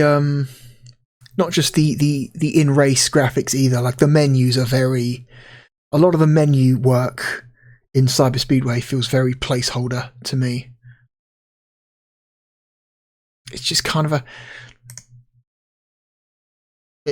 there's a scruffiness to the presentation of Cyber Speedway, which I think hurts it slightly.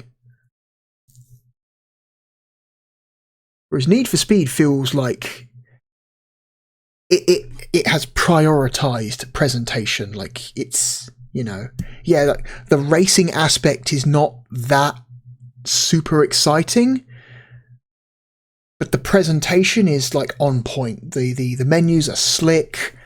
There's like a lot of information. It's got all the information you want to learn about the cars, if that's what you want. The in-game visuals are like relatively well detailed for the time. It runs well, mostly.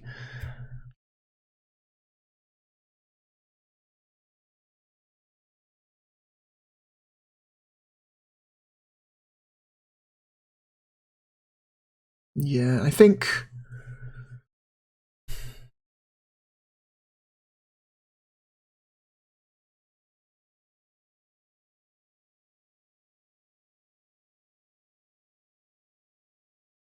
Cyber Speedway is I think moment to moment more fun in like bursts. It like the high points of Cyber Speedway are higher than the high points of Need for Speed, but the average is like, I believe, slightly higher overall for Need for Speed than Cyber Speedway. It's hard to put it into words. Need for Speed is more consistently interesting than Cyber Speedway is. But Cyber Speedway does have the occasional peak where it is occasionally more fun. But it just doesn't have the presentation. It does not have the presentation. It's just very. Need for Speed is a very slick package that you can tell a lot of work put into, and it shows. It's nice.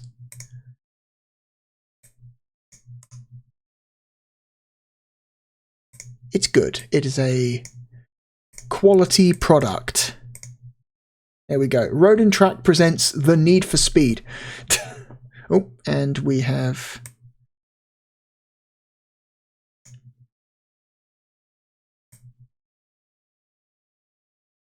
There we go. Fix that. So yeah, our new number 39, Road and Track presents The Need for Speed. It's not an amazing racing game, but it is incredibly slick. It's got a lot of production value. It's nice to look at. It's and it's not trying to be an over-the-top racing game. It's trying to be realistic. That's the whole vision, right? That's what it's trying to be. So, and it's mostly successful at it. It's fine. Road and Track Need for Speed. You're okay. And also you have really nice menus. Yeah, cool. All right. Okay, final game of the video is our second EA game of the night. And it is a flight sim.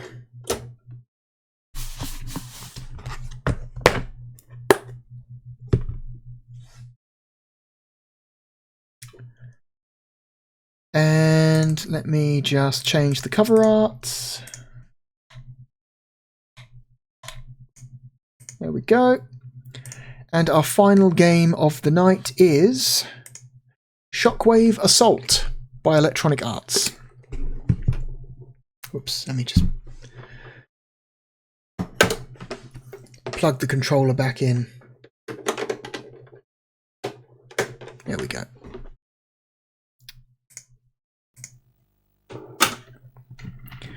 This is a game that can be confusing for those who buy it, because when I first got this game, I was under the impression that I was missing a disc, because on the back of the box, right above where it says 1 player, don't know how well you can see this, there is a little box that says, can that focus please? No. There it is. There's a little white box just above where it says 1 player that says 2 discs. Do you see that? 2 discs.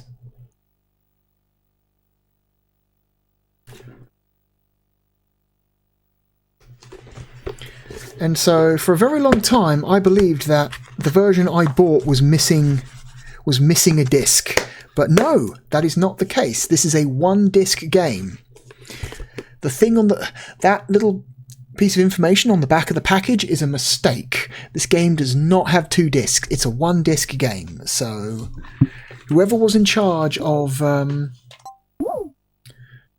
designing the packaging for this game fucked up, or did not have the correct information, or was given the wrong information, or was given confusing information.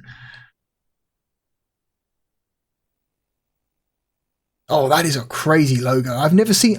I must have, but that is a version of the Electronic Arts logo that I have.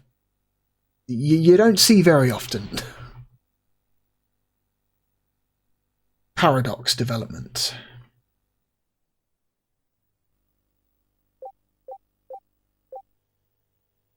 I like that. It asks you, like, where shall I save, pilot? It's like, it's very nicely. It's a very polite question the game asks there. It's like, where shall I save, pilot? Okay. Stereo, mono, stereo. Ooh, this is a very dark game. Joypad configuration. Turn left, turn right, dive, climb, barrel roll, Thrusters. Missiles, lasers. Can't change, you can't choose a different layout. That is just the layout, apparently. Yep, okay.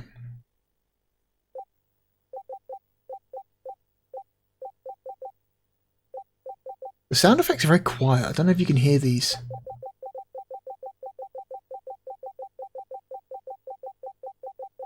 The sound on the sound is barely reaching halfway up the soundbar when I do this, so it's a very, very quiet game so far.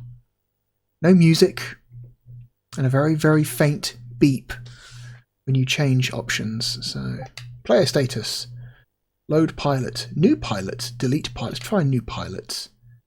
I'm guessing this is the difficulty selection, cadet, wingman, ace. Let's go with wingman. No. Can I go back? Can I delete? Okay.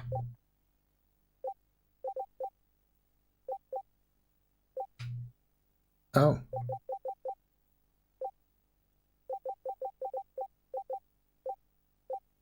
Okay. Slight delay to the letter selection. But whatever.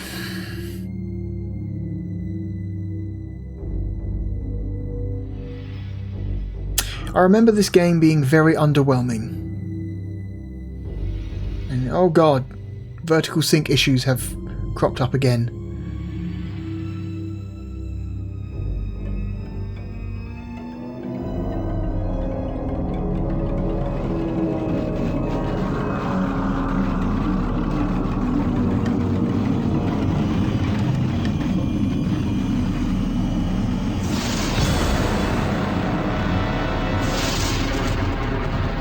Invasion Earth 2019. Okay, this happened 5 years ago, apparently. Oh dear. We interrupt this broadcast to bring you a special report. Good evening. Unexpected meteor showers have been reported over North America, Europe, and Asia, causing widespread damage and disruption to many communication systems. The National Weather Service reports... Control room, what is going on? Al, what is...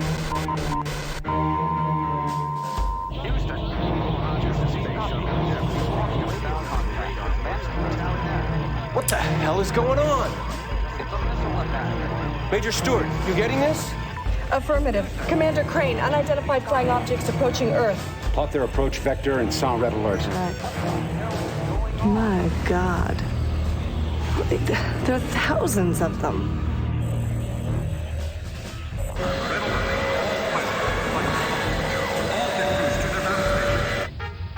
NORAD and every... That's just the Star Trek Red Alert symbol. What the fuck?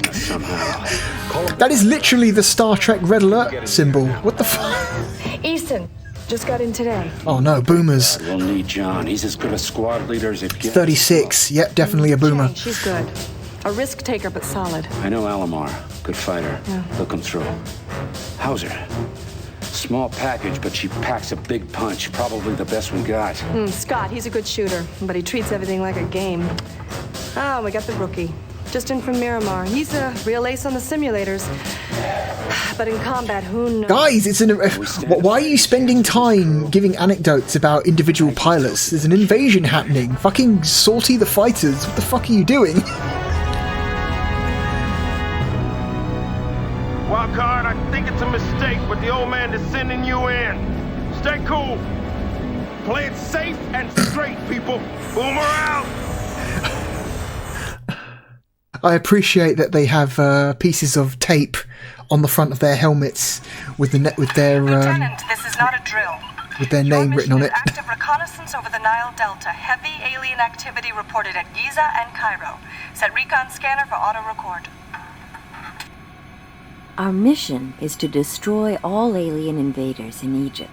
Your main objectives are the Valley of the Kings, Giza, and Cairo. Omaha will send us a refueling drone just before we reach Giza. My first scans already show alien signals among the ancient ruins on the shore. Concentrate on the aliens and avoid the structures. Oh boy. Okay, so it's like... So there's like a limit to how high you can fly and how low you can fly. And we appear to be in a limited corridor. Okay. For sure nobody on Earth built these things.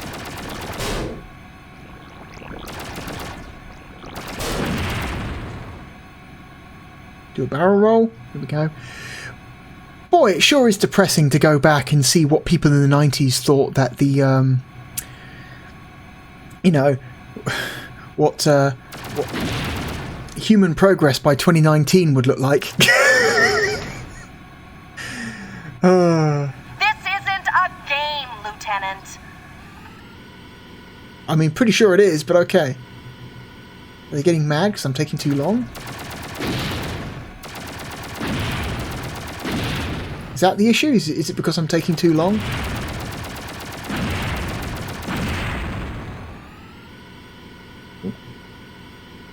The Valley of the Kings lies just ahead. It is essential that you eliminate all alien forces at this location. Okay.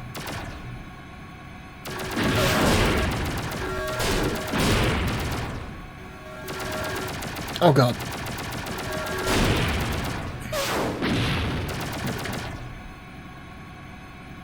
I mean, the performance is like decent. Oh god, we can't fly higher than this lump.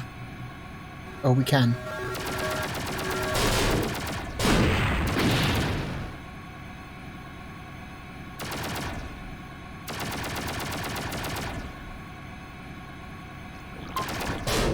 Oh god, turn please. Thank you.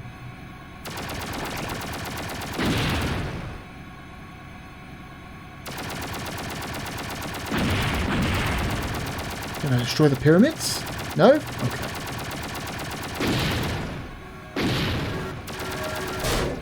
Civilian damage is not your objective.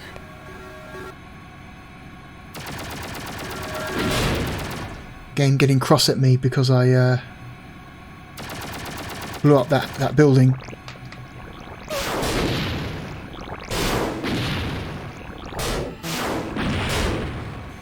You're doing just fine. I've run out of weapon energy.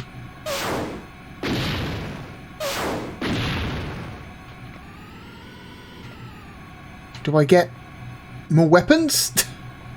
There won't be much left when you're done. Okay. Not good enough. We're going to have to run this again. I guess I was too slow, or... Lieutenant, this is not Shields, a drill. lasers, Your mission is thrusters, active missiles. reconnaissance over the Nile Delta. Heavy alien activity reported at Giza and Cairo. Set recon scanner for auto record. Recon. Okay, so it's not We're like I'm coming trying. back to Egypt for another attempt. Remember, our main objectives are the Valley of the Kings, Giza, and Cairo. Be sure to look for the refueling drone before Giza. Just destroy all the invaders and try to leave the civilian sites intact. My computer is very, very, very polite and very, very supportive. Try to leave the buildings intact. Okay, so I failed because I destroyed too many buildings.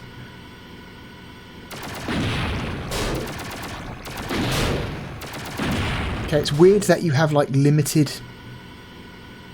ammo for your lasers. That's unusual. This isn't a game, Lieutenant. Am I not supposed to kill the enemy? Alright, let's just try... Let's just try going. It's a recon flight, right? We're technically not really supposed to be engaging all the enemies, so... We're coming back to the Valley of the Kings. It's vital to eliminate the alien buildup here. Okay, so we do have to kill the enemy.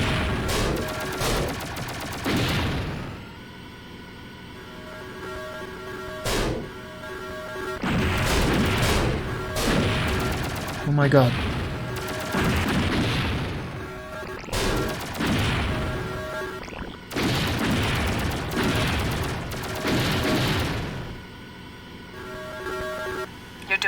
just fine.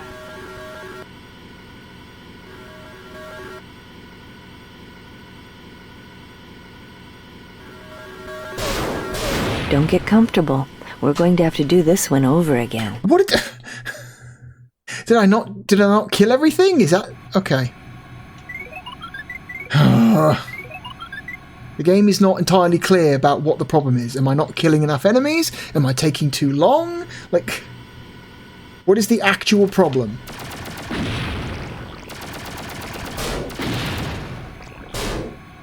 Okay. Barrel rolls don't actually protect you from enemy shots, but okay. Out of my fucking way, God.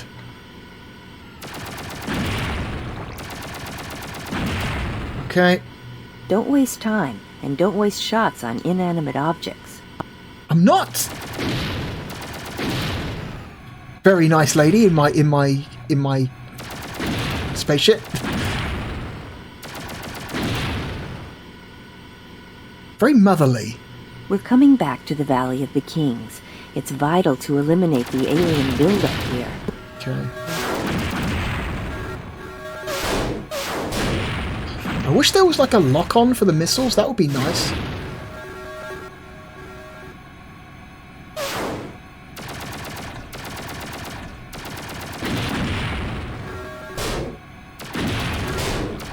Where?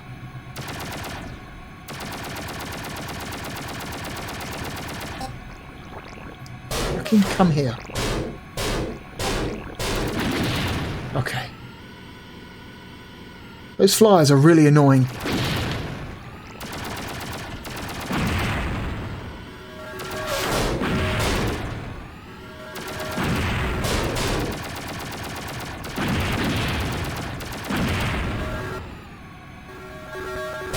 You're doing just fine. What? Get off me.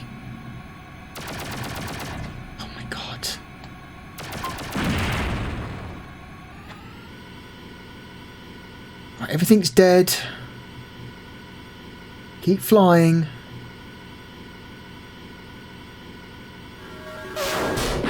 You have effectively eliminated all alien invaders in the Valley of the Kings. Oh God, I really wish they would let you lock your missiles on, because I feel like I'm wasting so many missiles.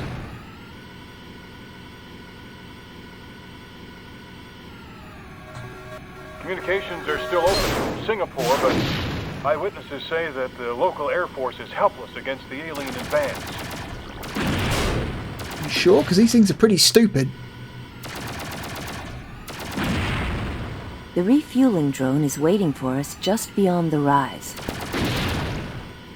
Docking with the drone is easy. Just fly in under it, staying aligned.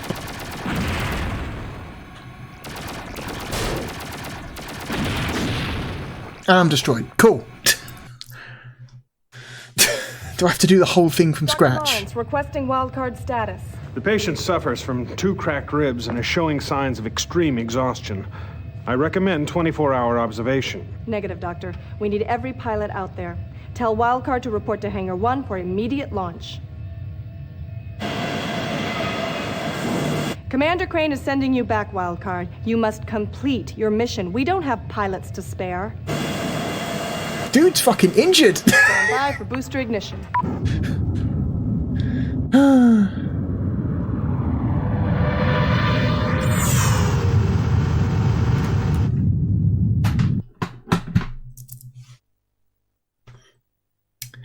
Okay.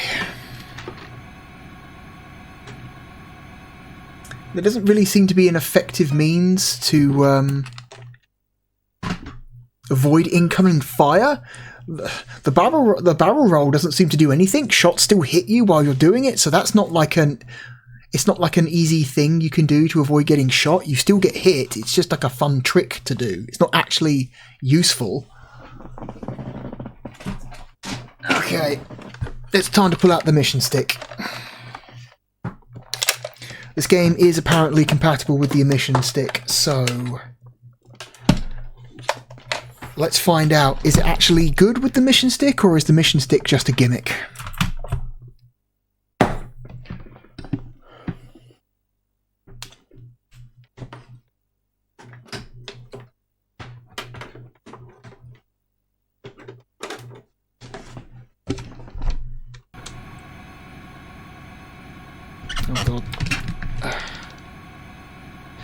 Hang on. Do I need to...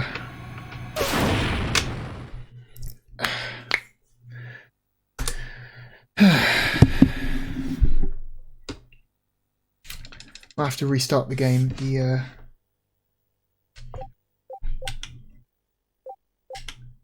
Oh, cool. So the game doesn't reflect the fact that you're using the mission stick in the options menu. That's always cool when games do that.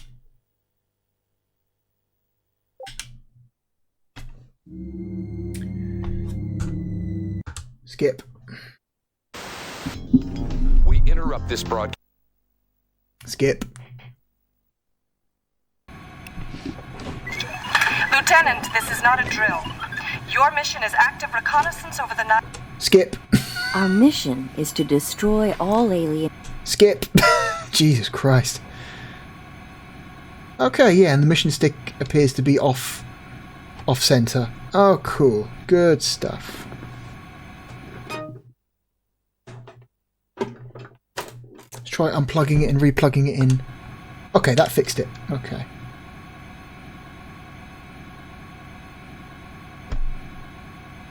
Okay, it is actual analog movement, which is nice. It's not just replicating a D-pad functionality. It is actual analog movement, which is rare. A lot of games just use the mission stick Nobody on Earth built these things. in a way that just replicates the D-pad. Nice. Okay. Okay. C button. Missiles.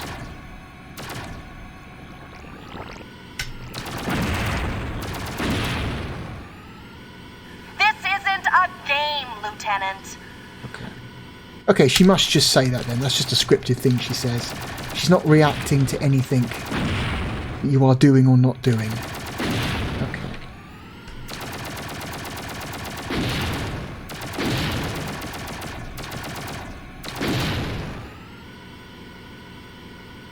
The Valley of the Kings lies just ahead. It is essential that you eliminate all alien forces at this location. Oh my god, the flyers suck. Okay.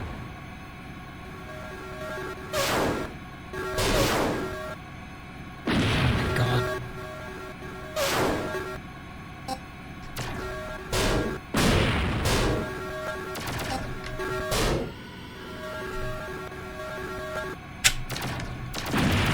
Okay.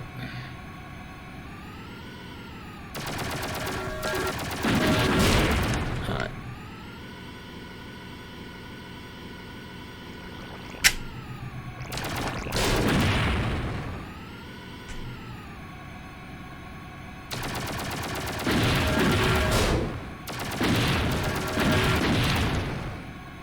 There's a green thing over there. Why is he over there? Okay.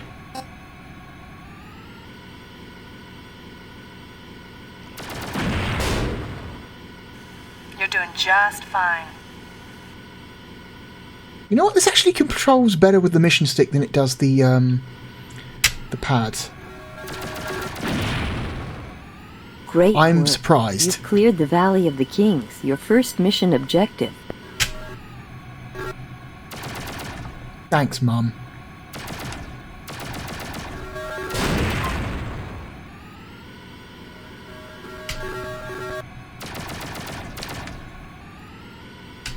Communications are still open in Singapore, but eyewitnesses say that the local Air Force is helpless against the alien advance.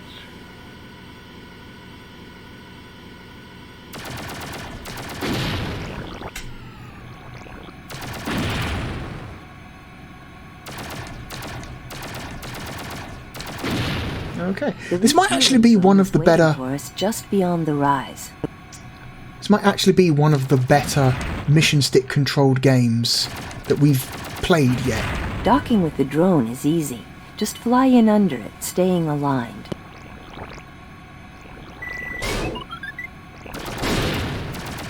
It refills everything, which is nice. Fuck off. Was it just me, or did the alien walkers become more powerful?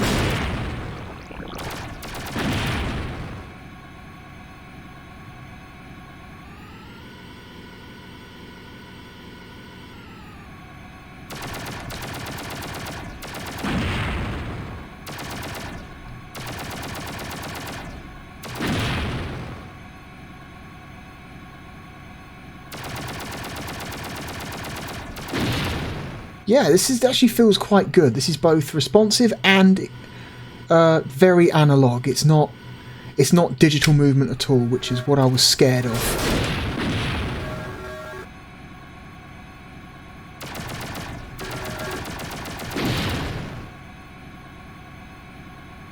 Like in Titan Wars and Gen War, where you can use the mission stick, but it just replicates the D-pad. Hey, don't get cocky, kid. What? Why are you shouting at me?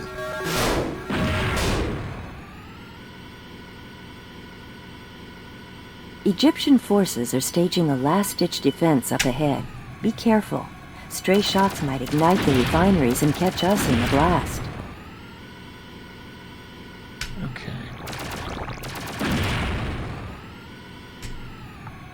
Okay, don't destroy the buildings. Gotcha. What is that? What is that? Oh, it's a cloud.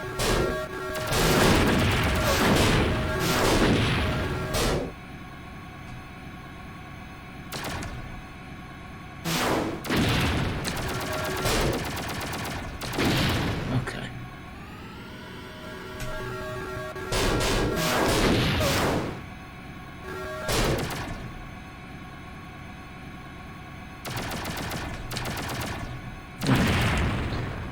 Alright. Oh, way too far off.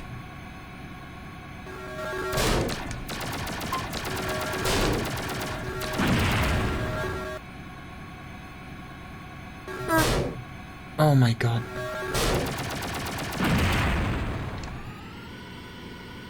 Yeah, not much of a, We're coming up on Giza, our second mission objective. So either we destroy all aliens here, or risk facing them later if they pull back to Cairo.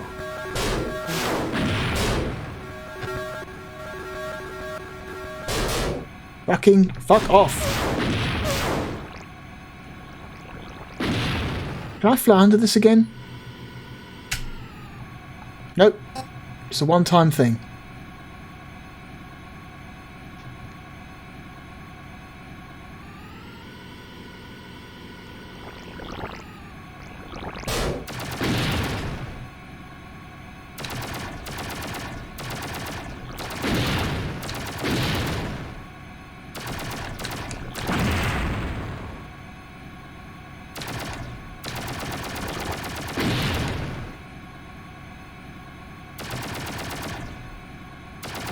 Police and the government forces have responded to the attack with maximum force.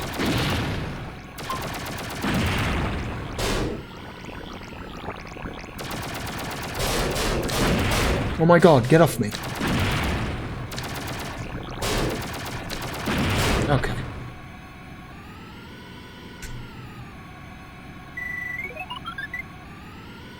Cool.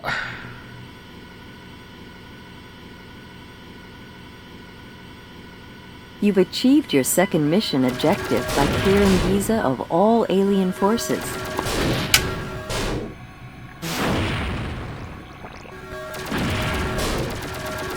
Can we finish this damn mission? Cairo lies directly ahead. I'm sensing nerve gas in the air and a huge surge of energy in the middle of the city. I believe it's their command center. I like that Cairo is just a really big, extremely low resolution texture on the ground. God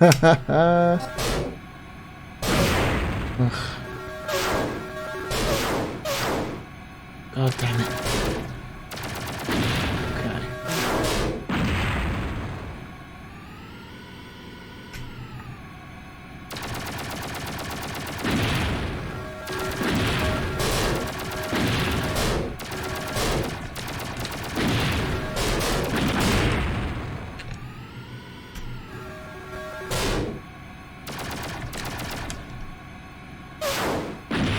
Okay. You won't have many friends when this is over. Why? What did I do wrong? Ooh, don't shoot that.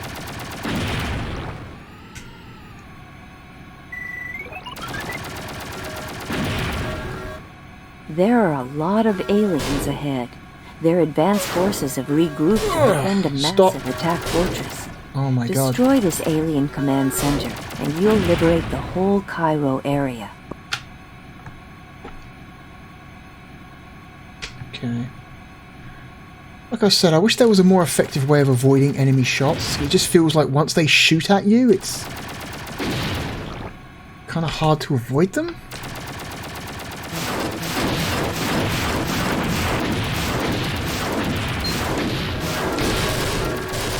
Oh god. Well, that thing just fucking lit me up. Dr. Lawrence. Do I have to do the whole mission from the beginning? Because if I do, I'm not doing that.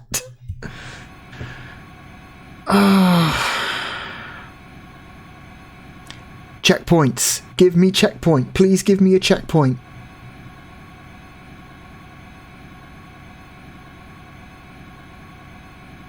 Oh, fuck. Wait, no, this might be a checkpoint, actually. This might actually be a checkpoint. Hang on. This isn't the start. Our final objective, Cairo, lies directly ahead.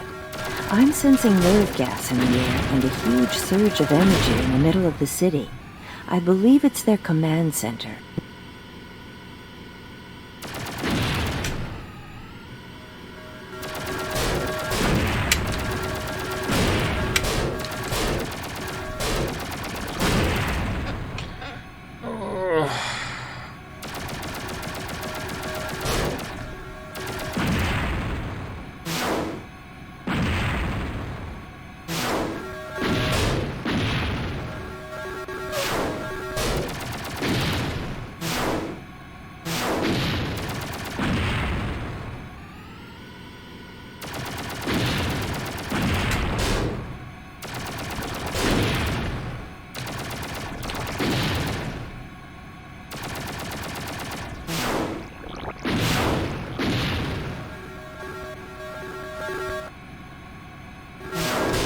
There are a lot of aliens ahead. Their advanced forces have regrouped to defend a massive attack fortress. Destroy this alien command center, and you'll liberate the whole Cairo area. Okay, so let's have a crack at this, this boss.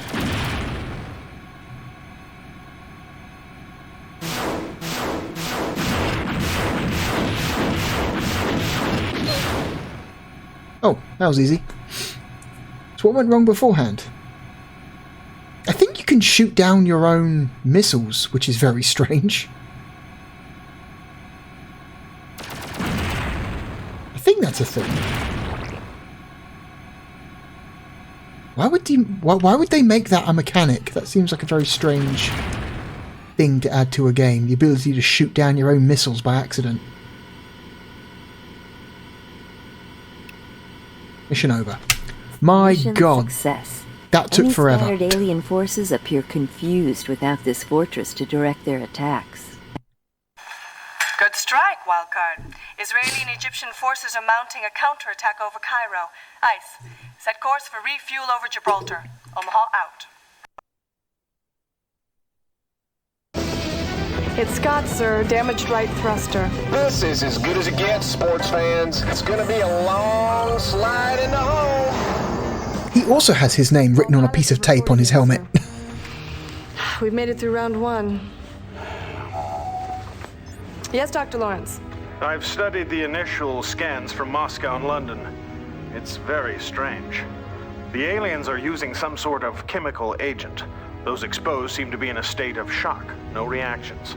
Not even to explosions or falling debris. Air samples are inconclusive. Keep on it. What about civilian channels? Take a look at this.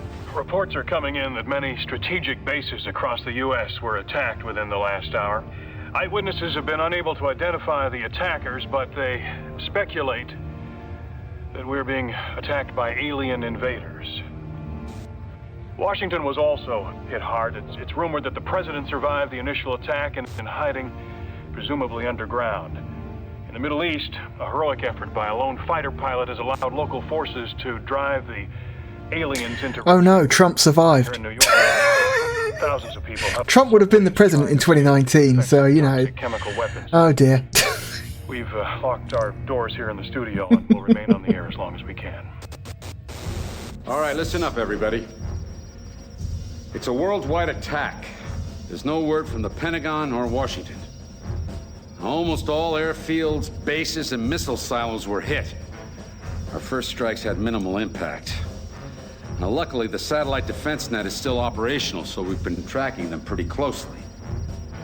Tactical file, please. This is a Scout, top speed Mach 1, armed with short-range weapons, highly maneuverable. It's really annoying. And repeated hits. Listen for lock on, or it'll be all over you.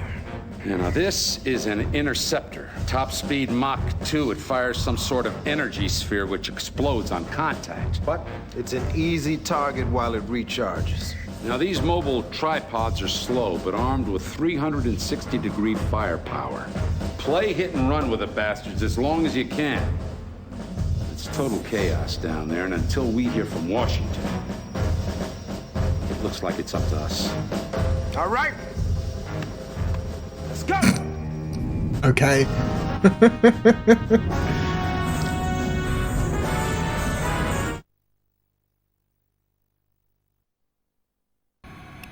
Oh, the FMV is over. We have to play the game again. Your mission is to strike alien formations outside Lima. Expect heavy enemy activity. Omaha out. I like the little FMV stuff in the bottom right corner. That's nice. Lima, eliminating all alien activity along the way. Okay. Let's play this for a little bit longer and then we'll... Oh god. Engage those bastards, wildcard! Trying. So there is... It appears that there is a lock-on mechanic, but it's very limited. You fire your missile when your crosshair is red. The missiles do in fact lock onto the target, but only while your crosshair is lined up directly over them.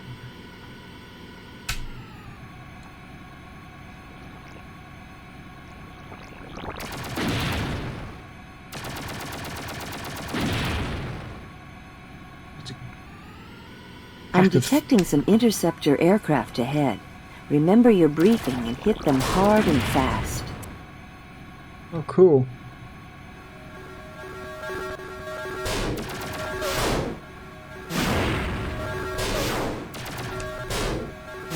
I kind of wish the lock-on mechanic was more forgiving than it is.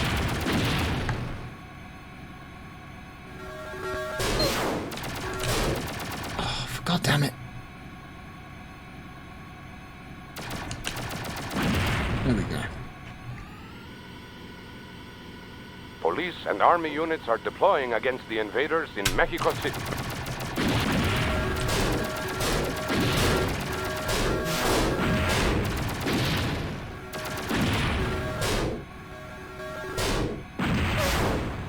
Okay. Getting low on missiles. Aliens have moved into that small town ahead. I'd pick them off now, before they have a chance to regroup. Get off me.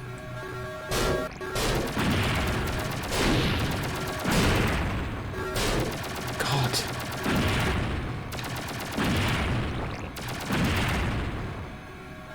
Incoming enemy fire is relentless and almost impossible to dodge.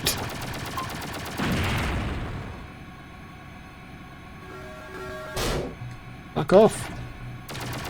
The fact that enemy ships can shoot backwards is just rude. Okay, I really need a refill. The town is clear. You're getting quite good at this. Okay, I need a refill. Where is it?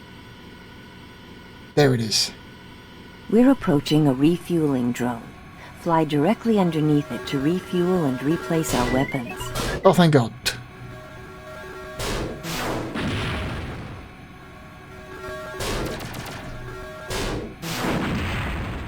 I got 2 with 1 there. Holy shit. come on. I really feel like the lock-on should be more forgiving than it is. It's like, give me a break.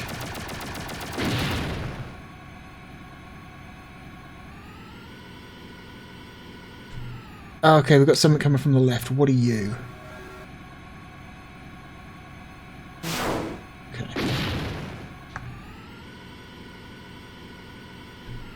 La Paz is just over the hill. I'm reading a new type of alien composed of energy. It clusters together in a swarm formation and seems to regenerate itself. Okay.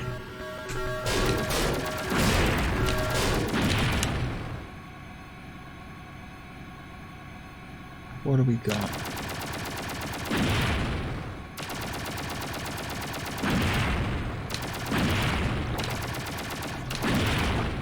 What the hell are you? Get in there and fight! What do you think I'm doing?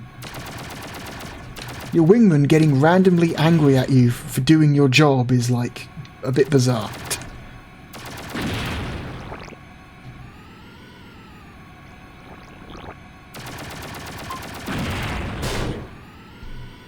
You've got a gun sight. Use it.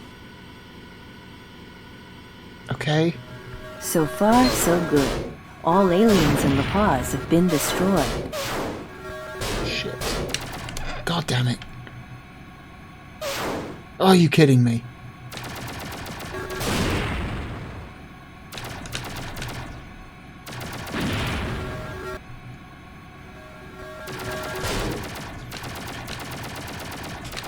Okay. Ugh. We're heading into the Andes now. They seem to be building up their forces here in the mountain passes. Thanks, Mum. It is though, isn't it? Like, just ahead. We'll need some more firepower to finish up the job. the voice of the computer lady is extremely motherly. It's like, it's weird just how motherly.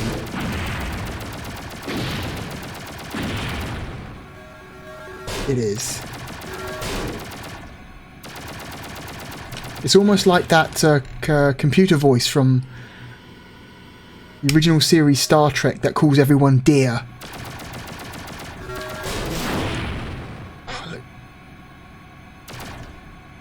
Damn it. There we go. Okay.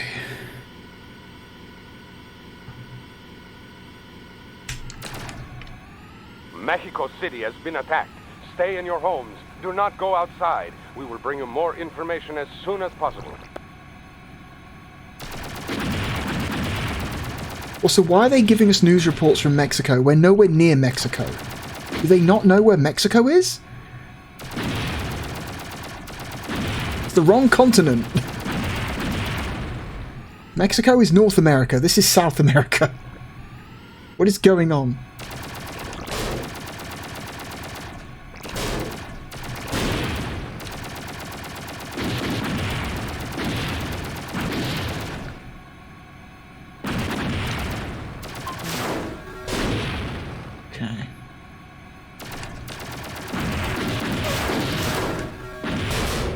Shit.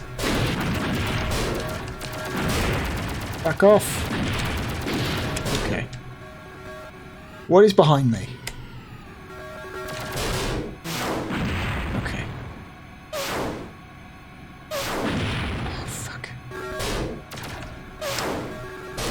I'm always just ever so slightly off. There we go. I need a refill. Need a refill.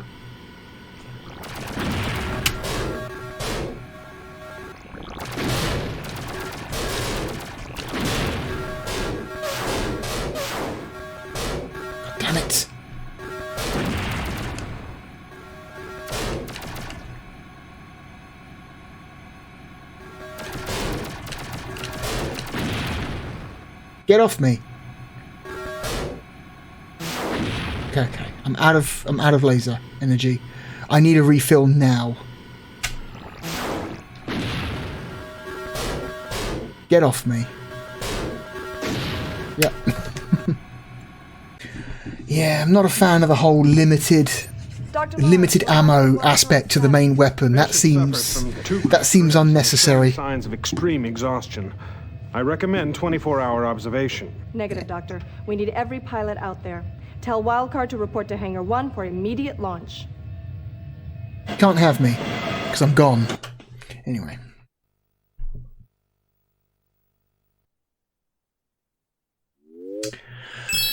So, Shockwave Assault. That is a... You know, there are things about it that I like. And there are things about it that I think are a bummer.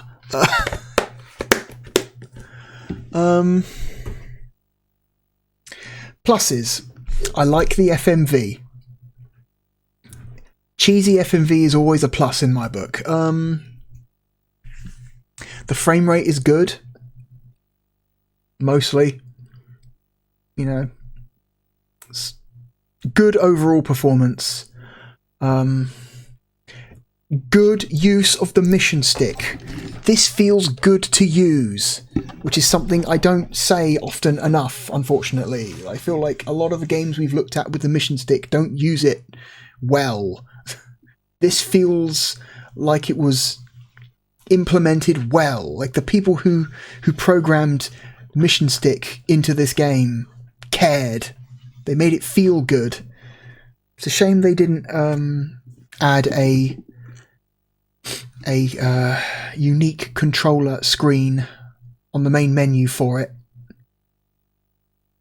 because that is possible. The console is perfectly capable of like detecting what controller is plugged into it. You know, that is a possible thing. Mission stick is a plus. This game is better to play with the mission stick than it is a standard controller. So.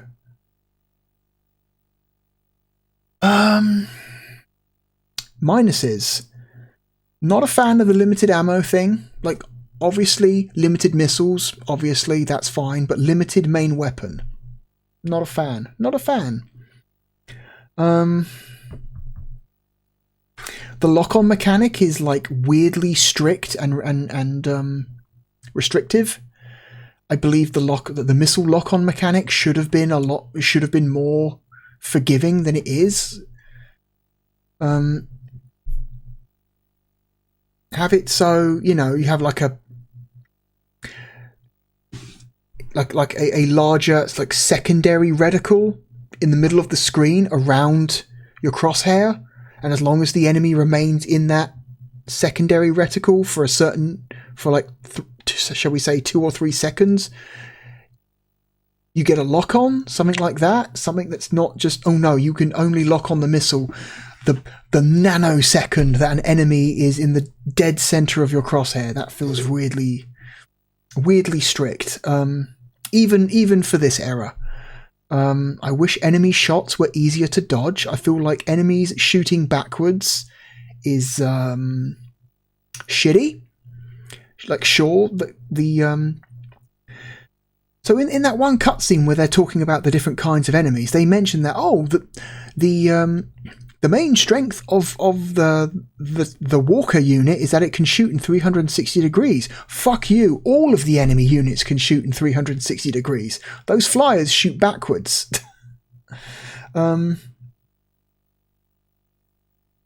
Make it so that the flying enemies can't shoot backwards; they can only shoot forwards. Make it like it's an actual dogfight, because that's kind of annoying.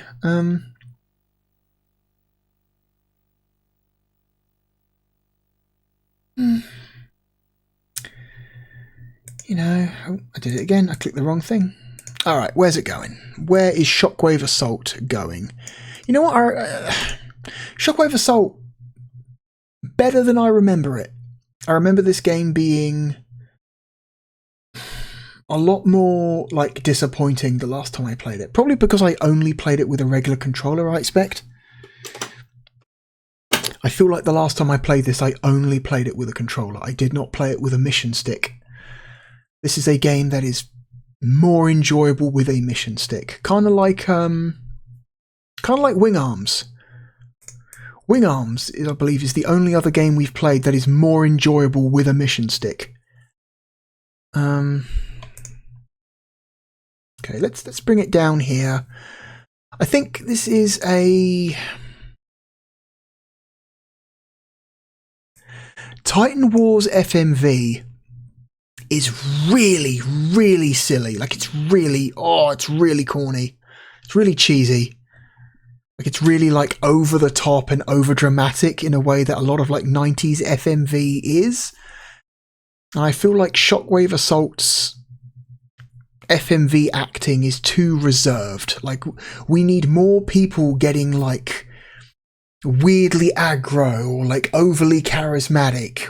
We need people overacting. That is what makes great FMV, and Titan Wars FMV is incredible in that regard. Shockwave Assault's actors are too calm. They're too reserved.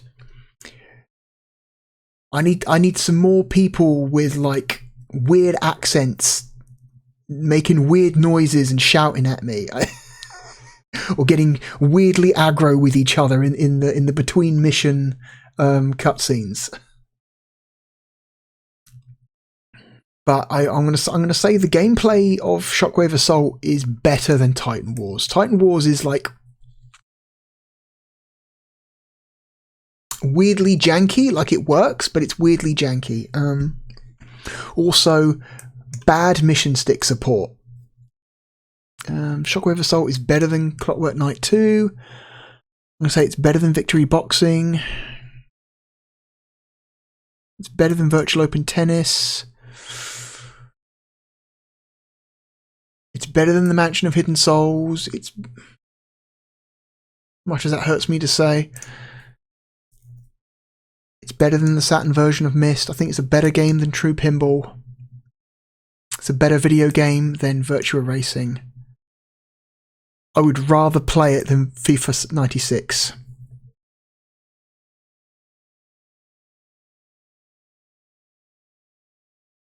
I would rather play it than F1 Challenge. I would rather play it than NHL All-Star Hockey. Gen War is another example of a game that has, like, superior FMV. It's a lot more, like, silly and over the top and over dramatic in a way that you want. But I'm going to say Shockwave Assault plays better than Gen War.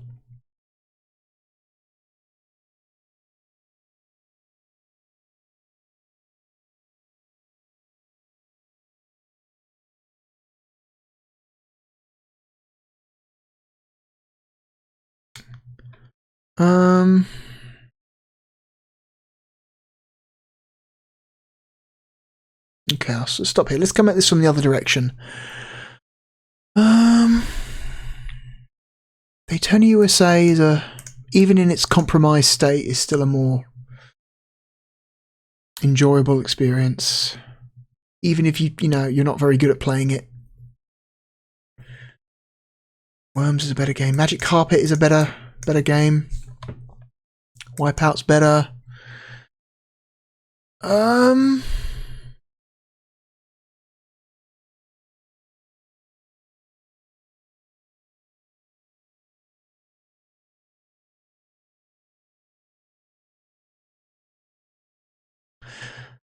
Shockwave Assault is a better game than Hang On GP96. It's a better game than Cyber Speedway. It's a better game than Road and Track.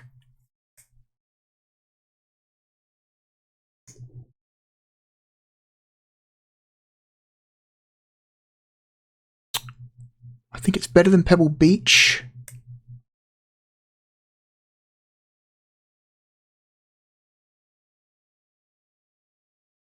It's not as good as International Victory Goal.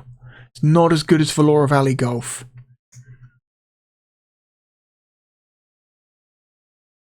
I would rather play it than the Horde.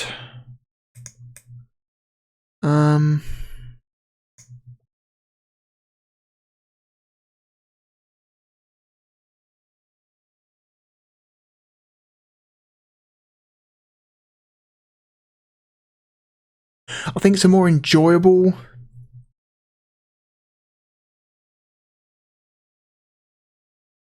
think, yeah. I think it's a more enjoyable experience than the Sega Saturn version of In the Hunt.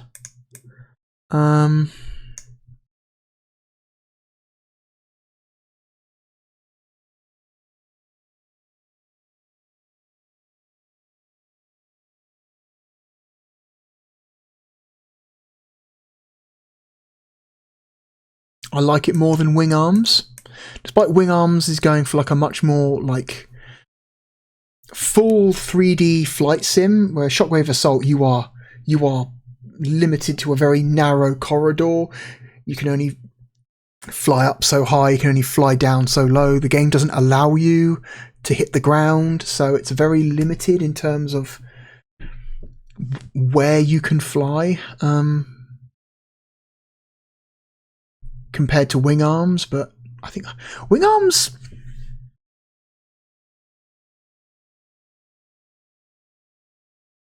I love the aesthetics of Wing Arms. It's very colourful.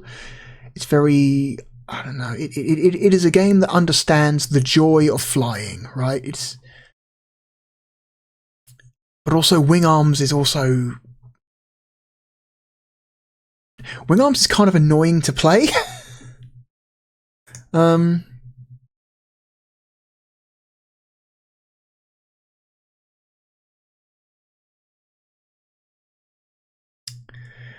going to say Shockwave Assault is a less. I'm going to say Shockwave Assault is less janky than Wing Arms. Wing Arms feels janky in some ways. I'm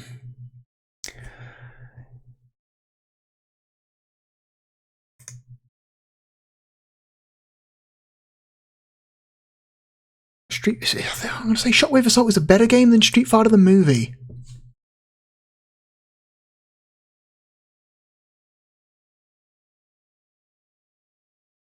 I think. Okay, now we're getting to it.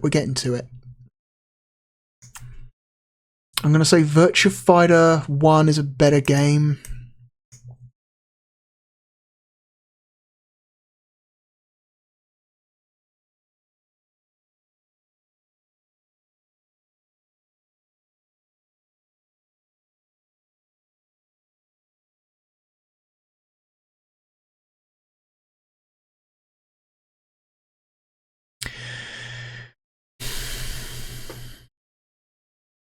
I enjoyed playing Shockwave Assault more than I enjoyed playing Gex.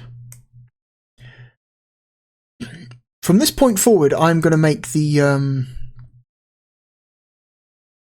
express qualifier is that as long as you are playing with the mission stick. If you are playing with the mission stick, Shockwave Assault is better than Gex.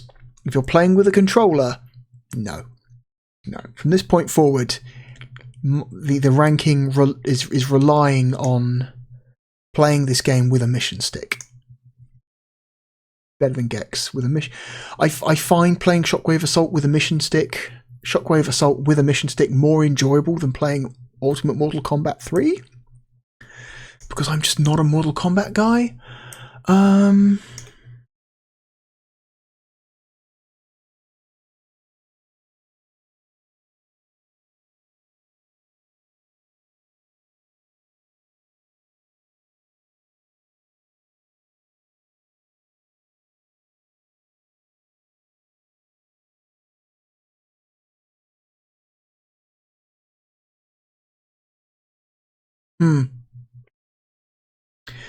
I'm going to say Striker 96 is a more enjoyable game.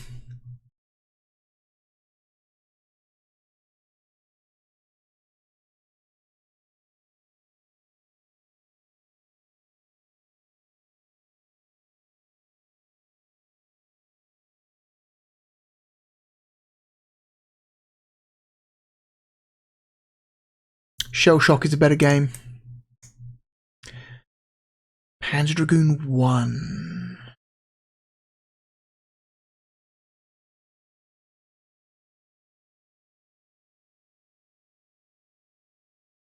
Panzer Dragoon 1 is a better game.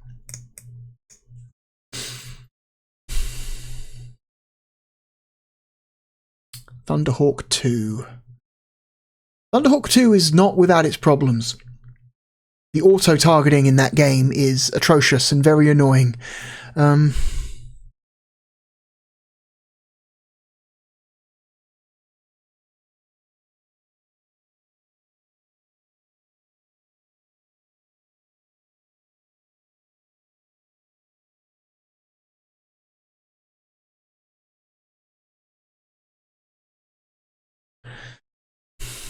But I want to say overall it's a more...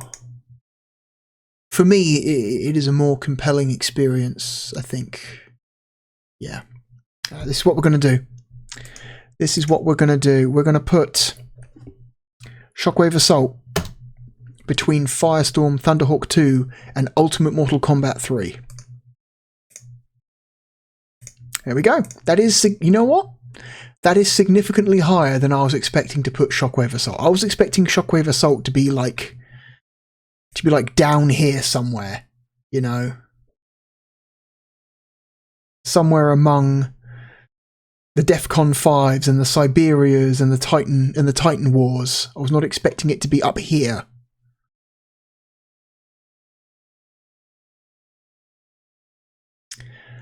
Up here in the low 30s. That is surprisingly high for what I was expecting. Congratulations to Shockwave Assault, a top 35 Sega Saturn game. It's like not quite top 30, not quite top 30, but close, much better than I thought you were going to be. Probably a lot better than a lot of people watching this thought it was going to be. But yeah, you know, as long as you are playing with an analog stick, mission like a joystick, this game is like significantly more enjoyable to play than with a standard controller. Yeah, cool. It's cool. I wish the FMV was more over the top, but you know, at least there's FMV. At least it has FMV, which is more than I can say for Firestorm Thunderhawk 2. Anyway, I'm hitting save. The list is now saved. We cannot go back. We have successfully ranked 88 European Sega Saturn games. We are getting ever closer to that magical 100 number. When we hit 100, I will post the list as it is at that point, as a community post. But only once we get to 100. Okay, let me get rid of that. Awesome. Next week, we are doing a 0.5 episode. Next week will be episode 28.5. Because next week, we are playing an action RPG from Sega. It's a Sega action RPG, and it is a game that, on paper, I feel should have been better than what ended up getting made. I'm just going to tell you. Next week we are playing Shining Wisdom, the extremely blatant Link to the Past clone. Maybe one of the most disappointing games in the whole Shining franchise. I don't think it's an actively bad game, but well, you will see. You will see when we get there. Oh dear. Anyway, thank you for joining me. As always, I am the Real Blue Dragon, and I shall see you next time. Goodbye.